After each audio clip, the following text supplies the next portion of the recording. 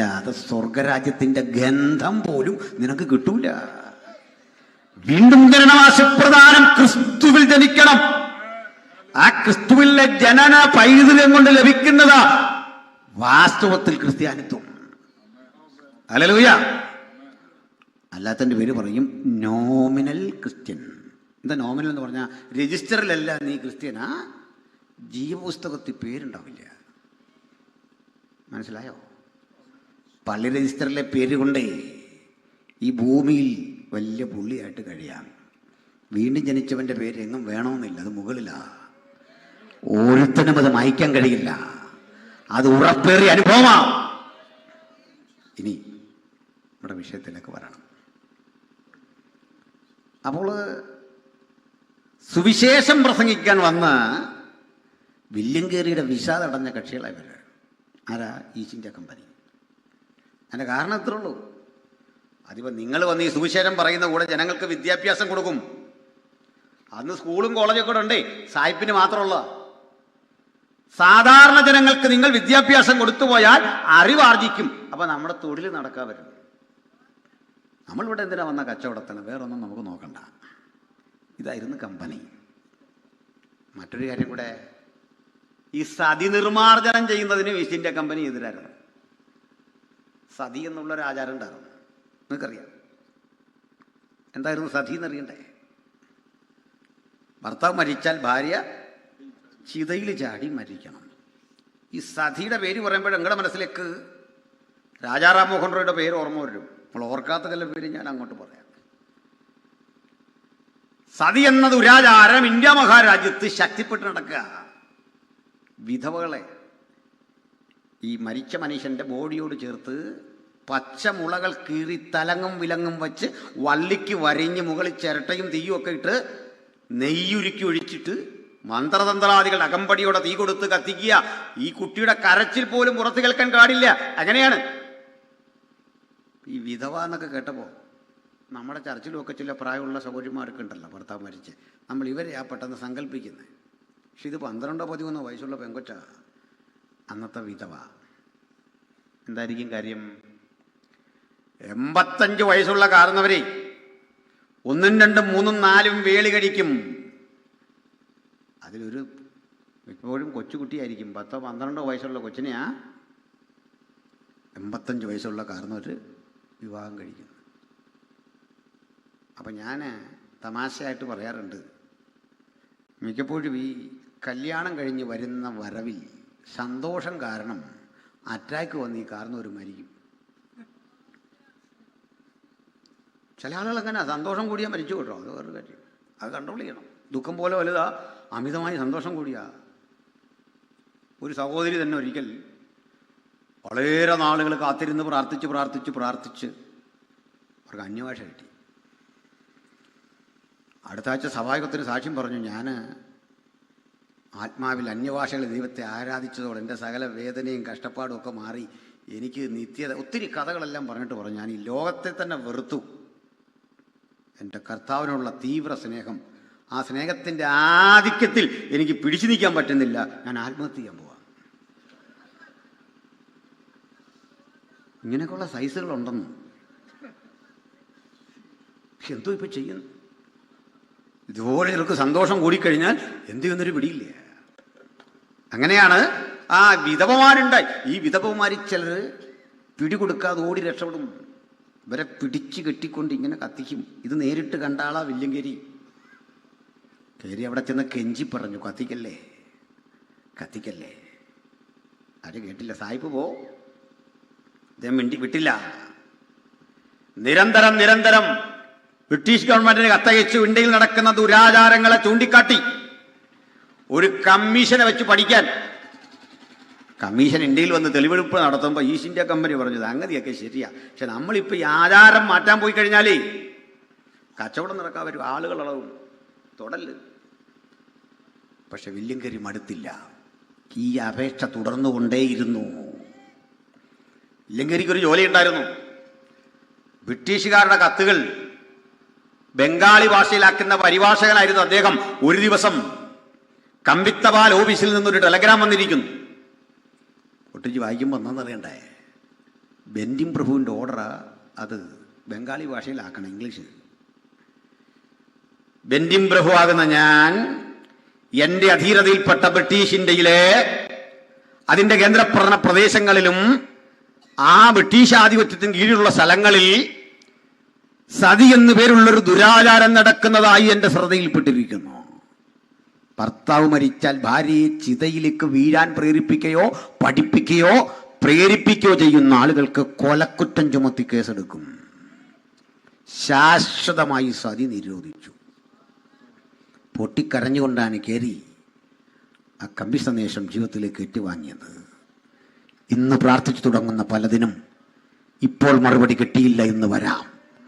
10 വർഷങ്ങൾക്കപ്പുറത്ത് പ്രാർത്ഥിച്ചിട്ട പ്രാർത്ഥനയുടെ ഉത്തരം കാലമേറെ കഴിഞ്ഞപ്പോൾ സ്വന്തം കൺമുമ്പിൽ കാണാൻ ഭക്തന് ദൈവം കൃപ കൊടുത്തെങ്കിൽ, ഹല്ലേലൂയ, ഇന്ത്യ മഹാരാജ്യത്തെ നവീകരിക്കുന്നതിൽ, മാറ്റിമറിക്കുന്നതിൽ വില്യങ്കേരിയും പണ്ഡിതരമായും നമ്മുടെ നാട്ടിലേക്ക് വന്ന അനുഗ്രഹീതരായ ബെഞ്ചമിൻ ബെയ്ലിയും ഒക്കെ വഹിച്ച പങ്ക് വളരെ വലുതാണ്.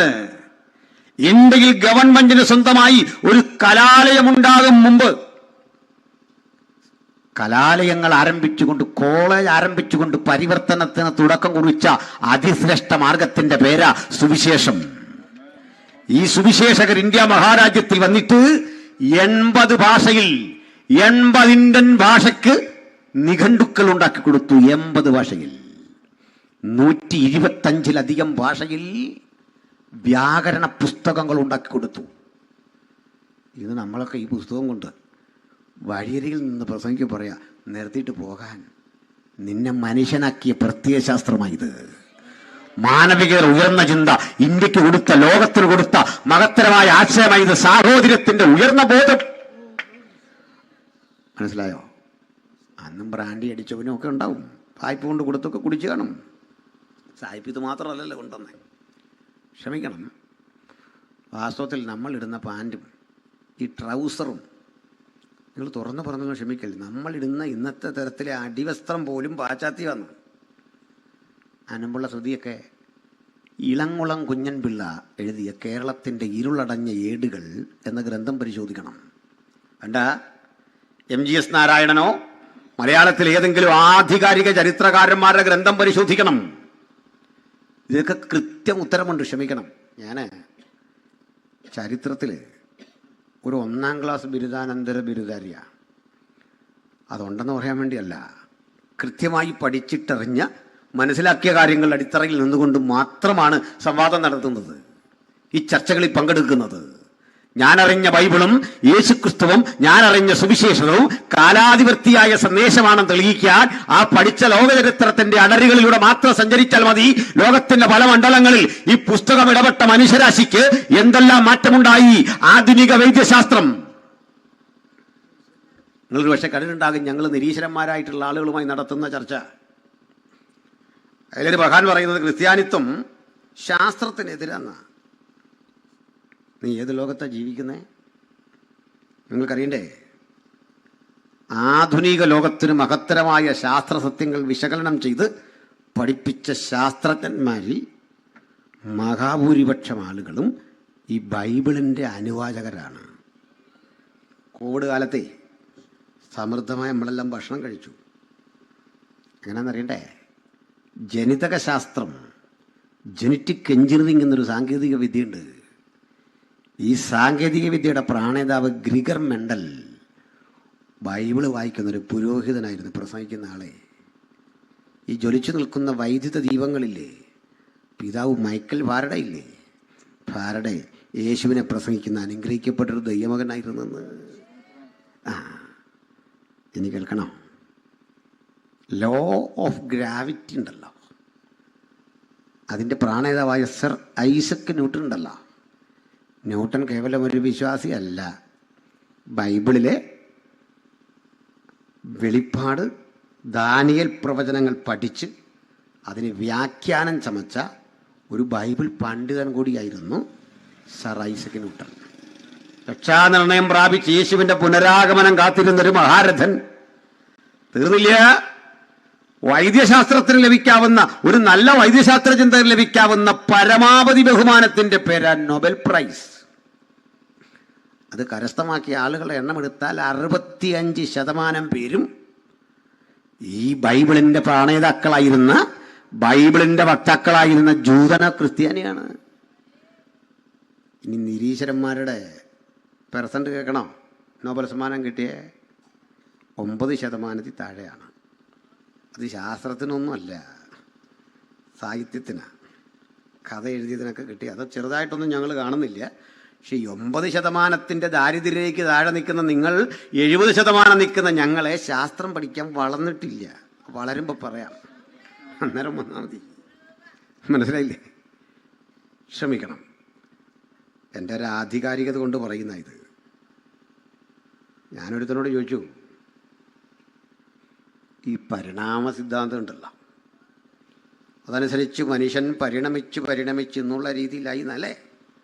ഇനിയിപ്പോൾ ഒരു ചെറിയ പാപഭാരം കിടന്ന് നമ്മുടെ തലമുണ്ട നിൽക്കുന്നുണ്ടേ. കുരങ്ങ് പരിണമിച്ച് മനുഷ്യനായി എന്ന് പരിണാമവാദം ഒന്നും പഠിപ്പിക്കുന്നില്ല. നമ്മൾ പാസുമാരും അച്ഛന്മാരൊക്കെ ഉണ്ടാക്കിയെന്നാണ്. അല്ലെന്ന് നിങ്ങളാ ഉണ്ടാക്കിയേ. ഇതിന് ഞങ്ങളുടെ തലമുണ്ട വെക്കുന്നത് നിങ്ങൾക്ക് തന്നെ നാണക്കേടായിട്ട് തോന്നിയല്ലേ? എങ്ങനെ ഉണ്ടായത് ഞാൻ പറയാം. സ്കൂളിൽ പഠിക്കുമ്പോൾ ഒരു കുട്ടി കുരങ്ങ്, അല്പം കൂടെ പൊക്കമുള്ള കുരങ്ങ്, ഈ പടം കണ്ടിട്ടില്ലാത്ത ആരെങ്കിലും കൊണ്ടോ പാഠപുസ്തകത്തിൽ? പിന്നെ ഒരു ഗോറില്ല, നിയാണ്ടർത്താൽ, ഹോമോസാപ്പിയൻസ്, ആധുനിക മനുഷ്യൻ, ഇങ്ങനെ പടം വരച്ച് കുഞ്ഞുങ്ങളുടെ മനസ്സിൽ ഈ സാധനം കയറ്റി വെച്ച ആരാ? നമ്മുടെ സിലബസിലെല്ലാം ഉണ്ടായിരുന്ന പണ്ട്. ശരിയാണോ? കുരങ്ങ് പരിണമിച്ച് മനുഷ്യനായി സൺഡേ സ്കൂളിൽ പഠിപ്പിച്ചല്ല നമ്മൾ. കലാലയം മുഴുവൻ അധ്യാപകർ പഠിപ്പിച്ചു വെച്ച കാര്യമാണ്. ഇപ്പോൾ അബദ്ധമായി തോന്നിട്ട് തിരുത്താൻ വരിക. അപ്പം ഞാൻ ചോദിച്ചൊരു ചോദ്യം ഇത്രേ ഉള്ളൂ, നീ കുരങ്ങോ എന്തേലും ആയിക്കോട്ടെ, പരിണമിച്ച് ഈ രൂപത്തിലെത്തി. ന്യൂട്ടൻ്റെ 3-ാം ചലന നിയമം അനുസരിച്ച് എല്ലാ ആക്ഷനും ഈക്വൽ ആൻഡ് ഓപ്പോസിറ്റ് ഒരു റിയാക്ഷൻ ഉണ്ട്. തിരിച്ച് നമ്മൾ എന്നാ പഴയ പോലെ കുരങ്ങനാകുന്നതെന്ന് ചോദിച്ചു. അല്ലെങ്കിൽ ആ പരമാണു ആകണമല്ലോ, അമീബ ആകണമല്ലോ. അതിൻ്റെ പ്രോസസ്സൊന്നും ന്യൂട്ടൻ്റെ 3-ാം ചലന നിയമം അനുസരിച്ച് ഒന്ന് വിശദീകരിക്കാൻ പറഞ്ഞപ്പോൾ ഒരുത്തൻ എന്നോട് പറയുക, ഇയാളൊരു അഹങ്കാരിയാണെന്ന് എനിക്ക് വന്നപ്പോൾ മുതൽ തോന്നിയതാണ്. ഞാൻ അഹങ്കാരിയായതല്ല, എൻ്റെ ചോദ്യമായി ചോദ്യം. നാളെയാണല്ലോ ഉത്തരം പറഞ്ഞാൽ മതി, സമയം പോലെ, അവസരം പോലെ പറഞ്ഞാൽ മതി. വിട്ടേക്കാം. അപ്പോഴും 3 BA ബൈബിളും ബ്രാൻഡിയും ബയനറ്റും കൊടുത്തല്ല മാറ്റിയേ. ചില ആൾ പറയുന്നു ഇന്ന് പഞ്ചാബിലും ബീഹാറിലും ഛത്തീസ്ഗഡിലും ഒക്കെ നമ്മൾ വളരുന്ന കേട്ടിട്ട് പറയാണ് പാൽപ്പൊടി കൊടുത്തിട്ടാണ്. കേരളത്തിൽ പണ്ട് നമ്മളെല്ലാം പാൽപ്പൊടി കഴിച്ചിട്ടാണ് ഈ രൂപത്തിലെത്തിയെന്ന്. നമ്മുടെ ആ കൈവെട്ട്, മാഷൊരു മാഷിൻ്റെ കൈവെട്ടില്ല, മാഷ് പോലും പറയുന്നത് കേട്ടു. എനിക്കത് കേട്ടപ്പോൾ അദ്ദേഹം മലയാളം മാഷാണ്, ചരിത്രം അറിയാത്തില്ല അപാകതയാണ്. അദ്ദേഹം പറയാണ്, മാഷ് പറയാണ്, പൂർവികരെയൊക്കെ ഇങ്ങനെ പാൽപ്പൊടി കൊടുത്ത് മതം മാറ്റി. പോയി ചരിത്രം പഠിക്കുക. ഇന്ത്യയിലെ ക്രൈസ്തവ സഭയെക്കുറിച്ചുള്ള ഏറ്റവും പൗരാണികമായ എഴുത്ത്, അത് ഇന്നലെയുള്ള 2-ാം നൂറ്റാണ്ടിൻ്റെ ആരംഭം മുതലുള്ള ക്രൈസ്തവ സഭയെക്കുറിച്ചുള്ള കണക്ക് രേഖാമൂലം നമ്മുടെ മുമ്പിലുണ്ട്. AD 54 പോട്ടെ, അതുമുതലുള്ള ഇങ്ങോട്ടുണ്ടെന്ന് ചരിത്രം പഠിക്കണം. ഞാൻ നീട്ടുന്നില്ല അവിടെ. പാൽപ്പൊടി കൊടുത്തു എന്നൊക്കെ പറയുമ്പോൾ ഒരു കാര്യം കൂടെ, ഒരു വശത്ത് പറയും ഇന്ത്യ ഭയങ്കര മഹത്തര പാരമ്പര്യമായിരുന്നു, അതിനൊത്തിരി പാരമ്പര്യങ്ങളുടെ ബൃഹത്തായ അടരുകളുണ്ട്, അന്നത്തെ മനുഷ്യന് ഭയങ്കര കപ്പാസിറ്റി ആയിരുന്നു, ഭയങ്കര കഴിവായിരുന്നു, ചിന്തകന്മാരുടെ നാടായിരുന്നു. ഇതെല്ലാം പറഞ്ഞിട്ട് അവസാനം പറയാ പാൽപ്പൊടി കൊടുത്ത് മാറ്റിയെന്ന്. എടാ, പാൽപ്പൊടി കട്ടുമ്പോൾ മാറുന്ന മാറ്റമാ ചിന്തകനെങ്കിൽ അത് പോട്ടെന്ന്. അവൻ ചിന്തകനല്ല. നോക്കണേ, ഇത്രയും മഹത്തായ പാരമ്പര്യമുള്ള രാജ്യത്തെ പാൽപ്പൊടി മൂക്കിക്കളഞ്ഞു എന്ന് പറയുമ്പോൾ എന്തൊരു പാരമ്പര്യം മനസ്സിലാവുന്നില്ല. ചിലപ്പോഴൊക്കെ ആൾ പറയാണ്ട് നമ്മൾ പണം കൊടുത്ത് ആളുകളെ മാറ്റുന്നു. എന്നാൽ നിങ്ങൾക്ക് അറിയാത്തൊരു കാര്യം പറയാം. ഞങ്ങളൊരാളെ സ്നാനപ്പെടുത്തുമ്പോൾ ആ മുങ്ങുന്നവനൊരല്പം പൈസ വണ്ടിക്കൂലി തരാറുണ്ട്. ശരിയല്ലേ? അത് മേടിച്ചിട്ട് മിണ്ടായിരിക്കുന്നു. സാമ്പാസുമൊക്കെ എന്തിനായി മിണ്ടായിരിക്കുന്നത്? സത്യം സമ്മതിക്കും. മനുഷ്യൻ്റെ അടുത്ത് ഒരു വണ്ടിക്കൂലി തരികയല്ലേ അവർ? നിയമമൊന്നും ഉണ്ടായിട്ടല്ല, അയാൾക്കറിയാം പാസൊക്കെ വീട്ടിൽ പോകണല്ലോ എന്ന് ഓർത്ത് വണ്ടിക്കൂലി തരുന്ന. ഇന്നുവരെ ഈ രഹസ്യം ആരും പറഞ്ഞിട്ടില്ല. ഞാനാ ഇത് ആദ്യം പറഞ്ഞ ഉപദേശി. ഇവിടെ ഒരുത്തരും അങ്ങോട്ട് പണം കൊടുത്തേ ഈ സുവിശേഷം അടിച്ചേൽപ്പിക്കേണ്ട ഗതികേട് വന്നിട്ടില്ല. രക്ഷയ്ക്കായി കാക്ഷിക്കുന്നവനെ ഞാൻ അതിലാക്കുമെന്ന് പറഞ്ഞ ചങ്കുറപ്പുള്ള ദൈവത്തെയാ ഞങ്ങൾ ആരാധിക്കുന്നത്. പിതാവ് ആകർഷിച്ചിട്ടല്ലാതെ ഒരുവനും യേശുവിനെ അനുഗമിക്കില്ല എന്ന് വാക്ക് തെറ്റിക്കാത്തവൻ പറഞ്ഞ അലംഘനീയമായ വാക്കിന്റെ മുമ്പിലാണ് ഞങ്ങൾ നിൽക്കുന്നത്. രാവേറെയായി ഞങ്ങൾ അധ്വാനിച്ചു, ഒന്നും കിട്ടിയില്ല എന്ന് പരിഭവം പറഞ്ഞപ്പോൾ, ഈ ഞാൻ പറയുന്നിടത്ത് വലയിറക്കാൻ പറഞ്ഞപ്പോൾ കീറുമാറാകും വല കീറുമാറാകും വിധം ആത്മാക്കളെ കണ്ട് തൃപ്തിയടയാൻ ഉയരത്തിലെ അനുഗ്രഹം പ്രാപിച്ചവന്റെ സന്തതി പരമ്പരകളിൽപ്പെട്ട ആത്മാഭിമാനമുള്ള ദൈവമക്കളെ ഓർത്ത് ഞാൻ ദൈവത്തെ സ്തുതിക്കുന്നു. അതതിന്റെ ചരിത്രം, അതതിന്റെ വസ്തുത. അപ്പോൾ ഈ ബൈബിൾ മുമ്പോട്ട് വെക്കുന്ന ആശയത്തെ നേരിടാനാണ് നിങ്ങൾ തയ്യാറെടുക്കേണ്ടത്. ഞാൻ ആ വിധത്തിലൊക്കെ പറഞ്ഞു ഉപസംഹരിക്കാം. നമ്മൾ വായിച്ച വചനത്തിലൂടെ ഒന്നുകൂടി വരണം. പറ്റുമെങ്കിൽ അത് ഒന്നുകൂടി വായിച്ചു കേട്ടാൽ സന്തോഷമാണ്. ധനനായ യോഹന്നാൻ യേശുവിൻ്റെ അരിമ ശിഷ്യന്മാരിൽ ഒരാളാണ്. കൊച്ചുകുട്ടിയായിരിക്കും യേശുവിൻ്റെ ശിഷ്യനായി. ഇപ്പോൾ പ്രായാധിക്യത്തിൻ്റെ പ്രതിസന്ധികൾ നിറഞ്ഞ ഘട്ടത്തിൽ അദ്ദേഹം എഴുതി സ്ഥാപിക്കുന്ന അവസാന ഘട്ടത്തിലെ ലേഖനങ്ങളാണ് 1, 2, 3 ലേഖനങ്ങൾ. ആ 1-ാം ലേഖനത്തിൻ്റെ 5-ാം അധ്യായം 19 മുതലാണ് ചിന്തയ്ക്കാസ്പദമായി വായിച്ചത്. നമുക്കൊന്നുകൂടെ ആവർത്തിച്ചു കേൾക്കാം. നാം ദൈവത്തിൽ നിന്നുള്ളവരെന്നും നാം അറിയുന്നു, സർവ്വലോകവും ദുഷ്ടന്റെ അധീനതയിൽ കിടക്കുന്നു. ബൈബിൾ മനുഷ്യരാശിയെ കുറിച്ച് പറയുന്നത് നിങ്ങളുടെ ഉടമസ്ഥതാവകാശം ദൈവത്തിനാണ്. ഒരാശയം അതാ. രണ്ടാമത്തെ ആശയം, പക്ഷേ ഈ ലോകം കിടക്കുന്നത് ദുഷ്ടന്റെ ആധിപത്യത്തിലാണ്. ദൈവത്തിന്റെ ഉടമസ്ഥതയിലുള്ള നിങ്ങൾ ദുഷ്ടന്റെ അധീനതയിൽപ്പെട്ട ഒരു ലോകത്ത് ജീവിക്കുന്നു. പാപപങ്കിലമായൊരു ലോകത്ത് ദൈവത്തിന്റെ ഉടമസ്ഥതയിൽപ്പെട്ട മനുഷ്യൻ ജീവിക്കുന്നു. ദൈവപുത്രൻ വന്നു എന്നും സത്യദൈവത്തെ അറിയുവാൻ നമുക്ക് വിവേകം തന്നു എന്നും വരം നാം അറിയുന്നു. സത്യദൈവത്തെ അറിയാനുള്ള വരം ദൈവപുത്രൻ വന്ന് തന്നു. പിന്നെ നാം സത്യദൈവത്തിൽ അവന്റെ പുത്രനാകുന്ന യേശു ക്രിസ്തുവിൽ തന്നെ ആകുന്നു. പിന്നെ അവൻ സത്യദൈവവും നിത്യജീവനും ആകുന്നു. പിന്നെ കുഞ്ഞുങ്ങളെ വിഗ്രഹങ്ങളോട് അകന്ന് സൂക്ഷിച്ചുകൊള്ളുവിൻ. കേൾക്കണം. ഇതിൽ പറയുന്ന പ്രധാനപ്പെട്ട ചില വിഷയങ്ങൾ നിങ്ങളുടെ ശ്രദ്ധയിലേക്ക് കൊണ്ടുവരാം. ഒന്ന്, സകല മനുഷ്യരാശിയും ദൈവത്തിൻ്റെ ഉടമസ്ഥതയിൽപ്പെട്ടത്. ഈ ചിന്ത ഇന്ത്യയിലെ ഏതെങ്കിലും വേദപദ്ധതികളിലില്ല. ഉലകത്തിലെ ഏതെങ്കിലും രാജ്യങ്ങൾ രൂപപ്പെട്ട മതതത്വ ചിന്തകളിലൊന്നും മനുഷ്യൻ മുഴുവൻ ഒരു മാതാപിതാക്കളുടെ മക്കളെന്ന ആശയമില്ല. സൃഷ്ടിയിൽ പോലും വിവേചനത്തിന്റെ വർണ്ണവ്യവസ്ഥയുടെ വ്യതിയാനങ്ങൾ സൃഷ്ടിച്ചുകൊണ്ട് ഓരോ തരത്തിൽ കഥാകഥനം ചെയ്തപ്പോ വിശുദ്ധ ബൈബിൾ അലംഘനീയമായി പറഞ്ഞൊരു കാര്യം, സകല മനുഷ്യരും ഒരു മാതാപിതാക്കളിൽ നിന്നുള്ളതായി. ഇത് കൃത്യതയോടെ പ്രസംഗിക്കപ്പെട്ടൊരു സ്ഥലം തത്വചിന്തകരുടെ തറവാട്ടുഭൂമിയായ ഗ്രീസിലെ ഏതൻസ് ആയിരുന്നു. ഒളിമ്പിക്സ് രൂപപ്പെട്ട സ്ഥലം ക്രിസ്തുവിന് 276 വർഷങ്ങൾക്കപ്പുറത്ത് ഒളിമ്പിക്സ് എന്നറിയപ്പെടുന്ന കായിക മാമാങ്കം രൂപപ്പെട്ട ഏതൻസ്, അന്നത്തെ ഗ്രീസിന്റെ പ്രധാനപ്പെട്ട സാംസ്കാരിക നഗരം, സോക്രട്ടീസിന്റെ, പ്ലേറ്റോയുടെ, അരിസ്റ്റോട്ടിലിന്റെ, തെയിൽസിന്റെ, ഡയോജനസിന്റെ ഒക്കെ ഭൂമികൾ.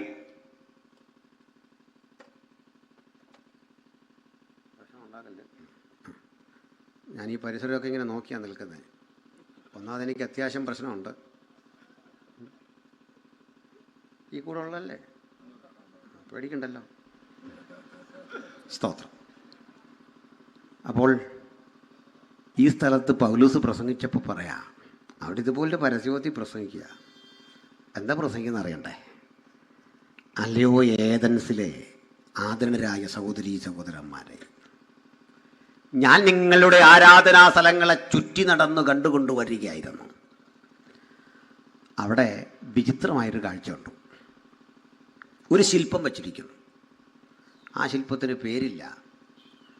പേരില്ലാത്ത ശില്പത്തിന് ഒരു പേരിട്ടു, അജ്ഞാതദേവൻ, ദ അൺനോൺ ഗാഡ്. അവിടെ നിന്നിട്ട് പൗലോസ് പ്രസംഗിക്കുക, നിങ്ങൾ അറിയാതെ ഒരു ദേവനെ പൂജിക്കുന്നുണ്ടല്ലോ, അജ്ഞാത ദേവൻ. അല്ലയോ ഗ്രീക്കുകാരെ, നിങ്ങൾ സെയൂസിനെ ആരാധിക്കുന്നു. നിങ്ങൾ പലവിധത്തിൽപ്പെട്ട ദൈവസങ്കല്പങ്ങളുടെ പിന്നാലെയാണ്. നിങ്ങൾ അറിയാത്ത ഒന്നിനെ കൂടി വച്ചിരിക്കുന്നു. കൊള്ളാം. പക്ഷെ നിങ്ങൾ അറിയാത്തതും ഞാൻ അറിയുന്നതുമായൊരു സത്യം നിങ്ങളെ വെളിപ്പെടുത്താം.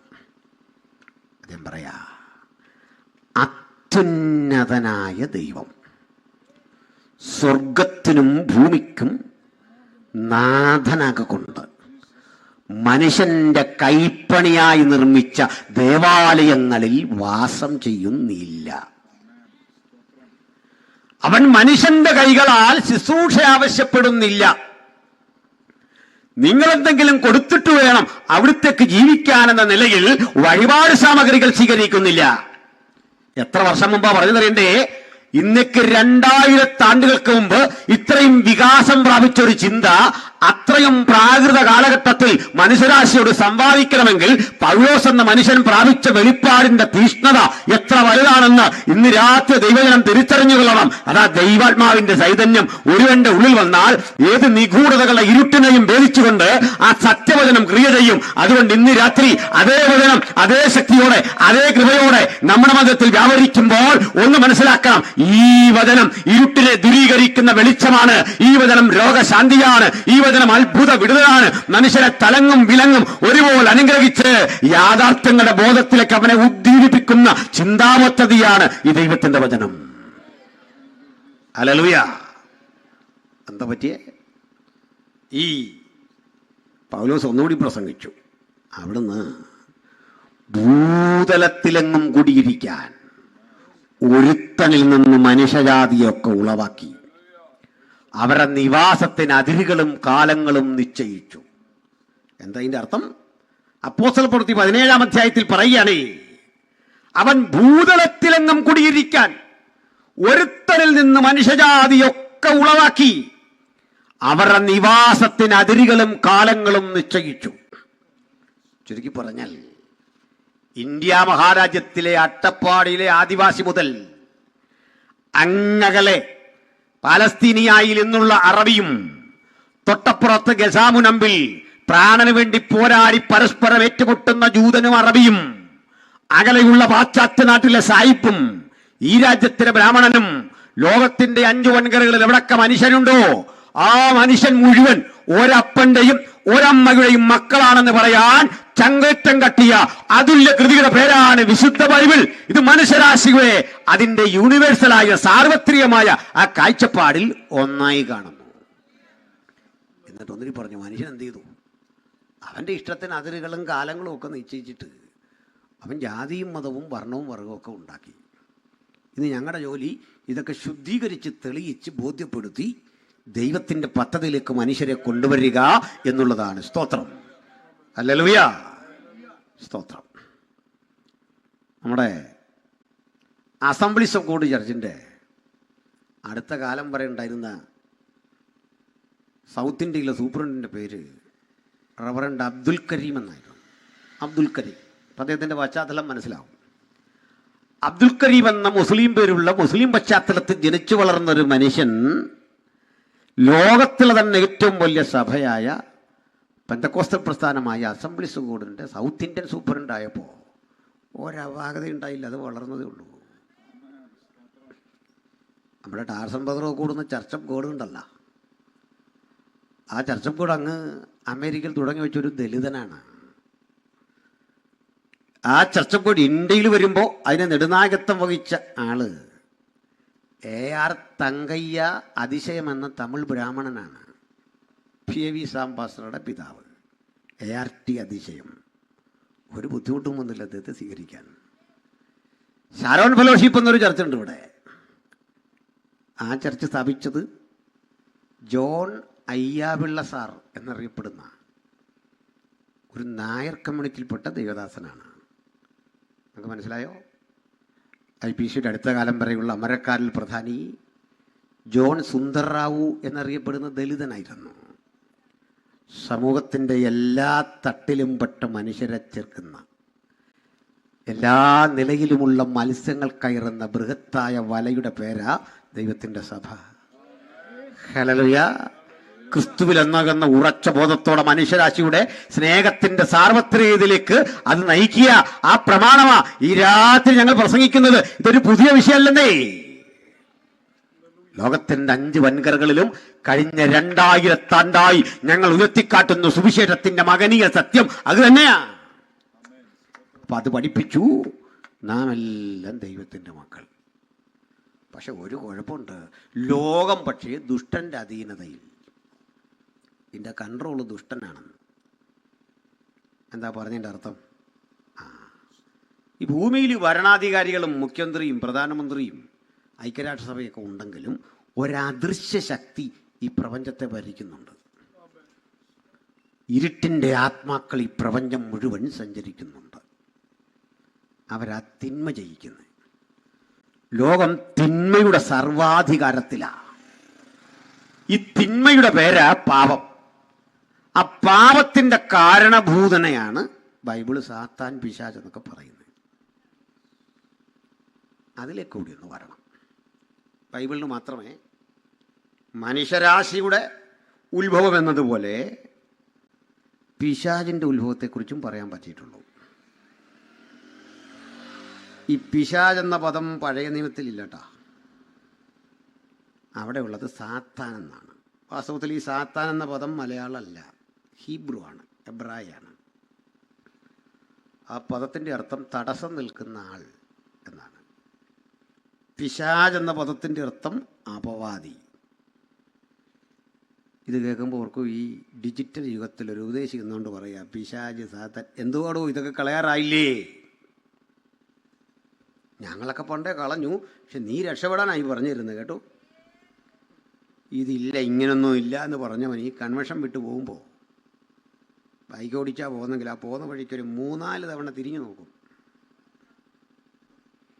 യോഗം കഴിഞ്ഞേ ഇതുവഴി അങ്ങോട്ട് നടന്നു പോകുന്ന ഒരുത്തനെ ഒറ്റപ്പെട്ട് കഴിഞ്ഞാൽ, കൂട്ടുകാരൻ അടുത്ത വഴിക്ക് പിരിഞ്ഞു കഴിഞ്ഞാൽ ഒരു 3-4 തവണ ഇങ്ങനെ നോക്കും. ഒരു 3-4 തവണ. നീ ആ ഭയപ്പെട്ട ശക്തിയുടെ പേരാ പിശാച്. അത് ഈ അന്തരീക്ഷ മണ്ഡലത്തിലെല്ലാം ഉണ്ടെന്ന്. പിന്നെ ഇവിടൊക്കെ തങ്ങി നിൽപ്പുണ്ടെന്ന്.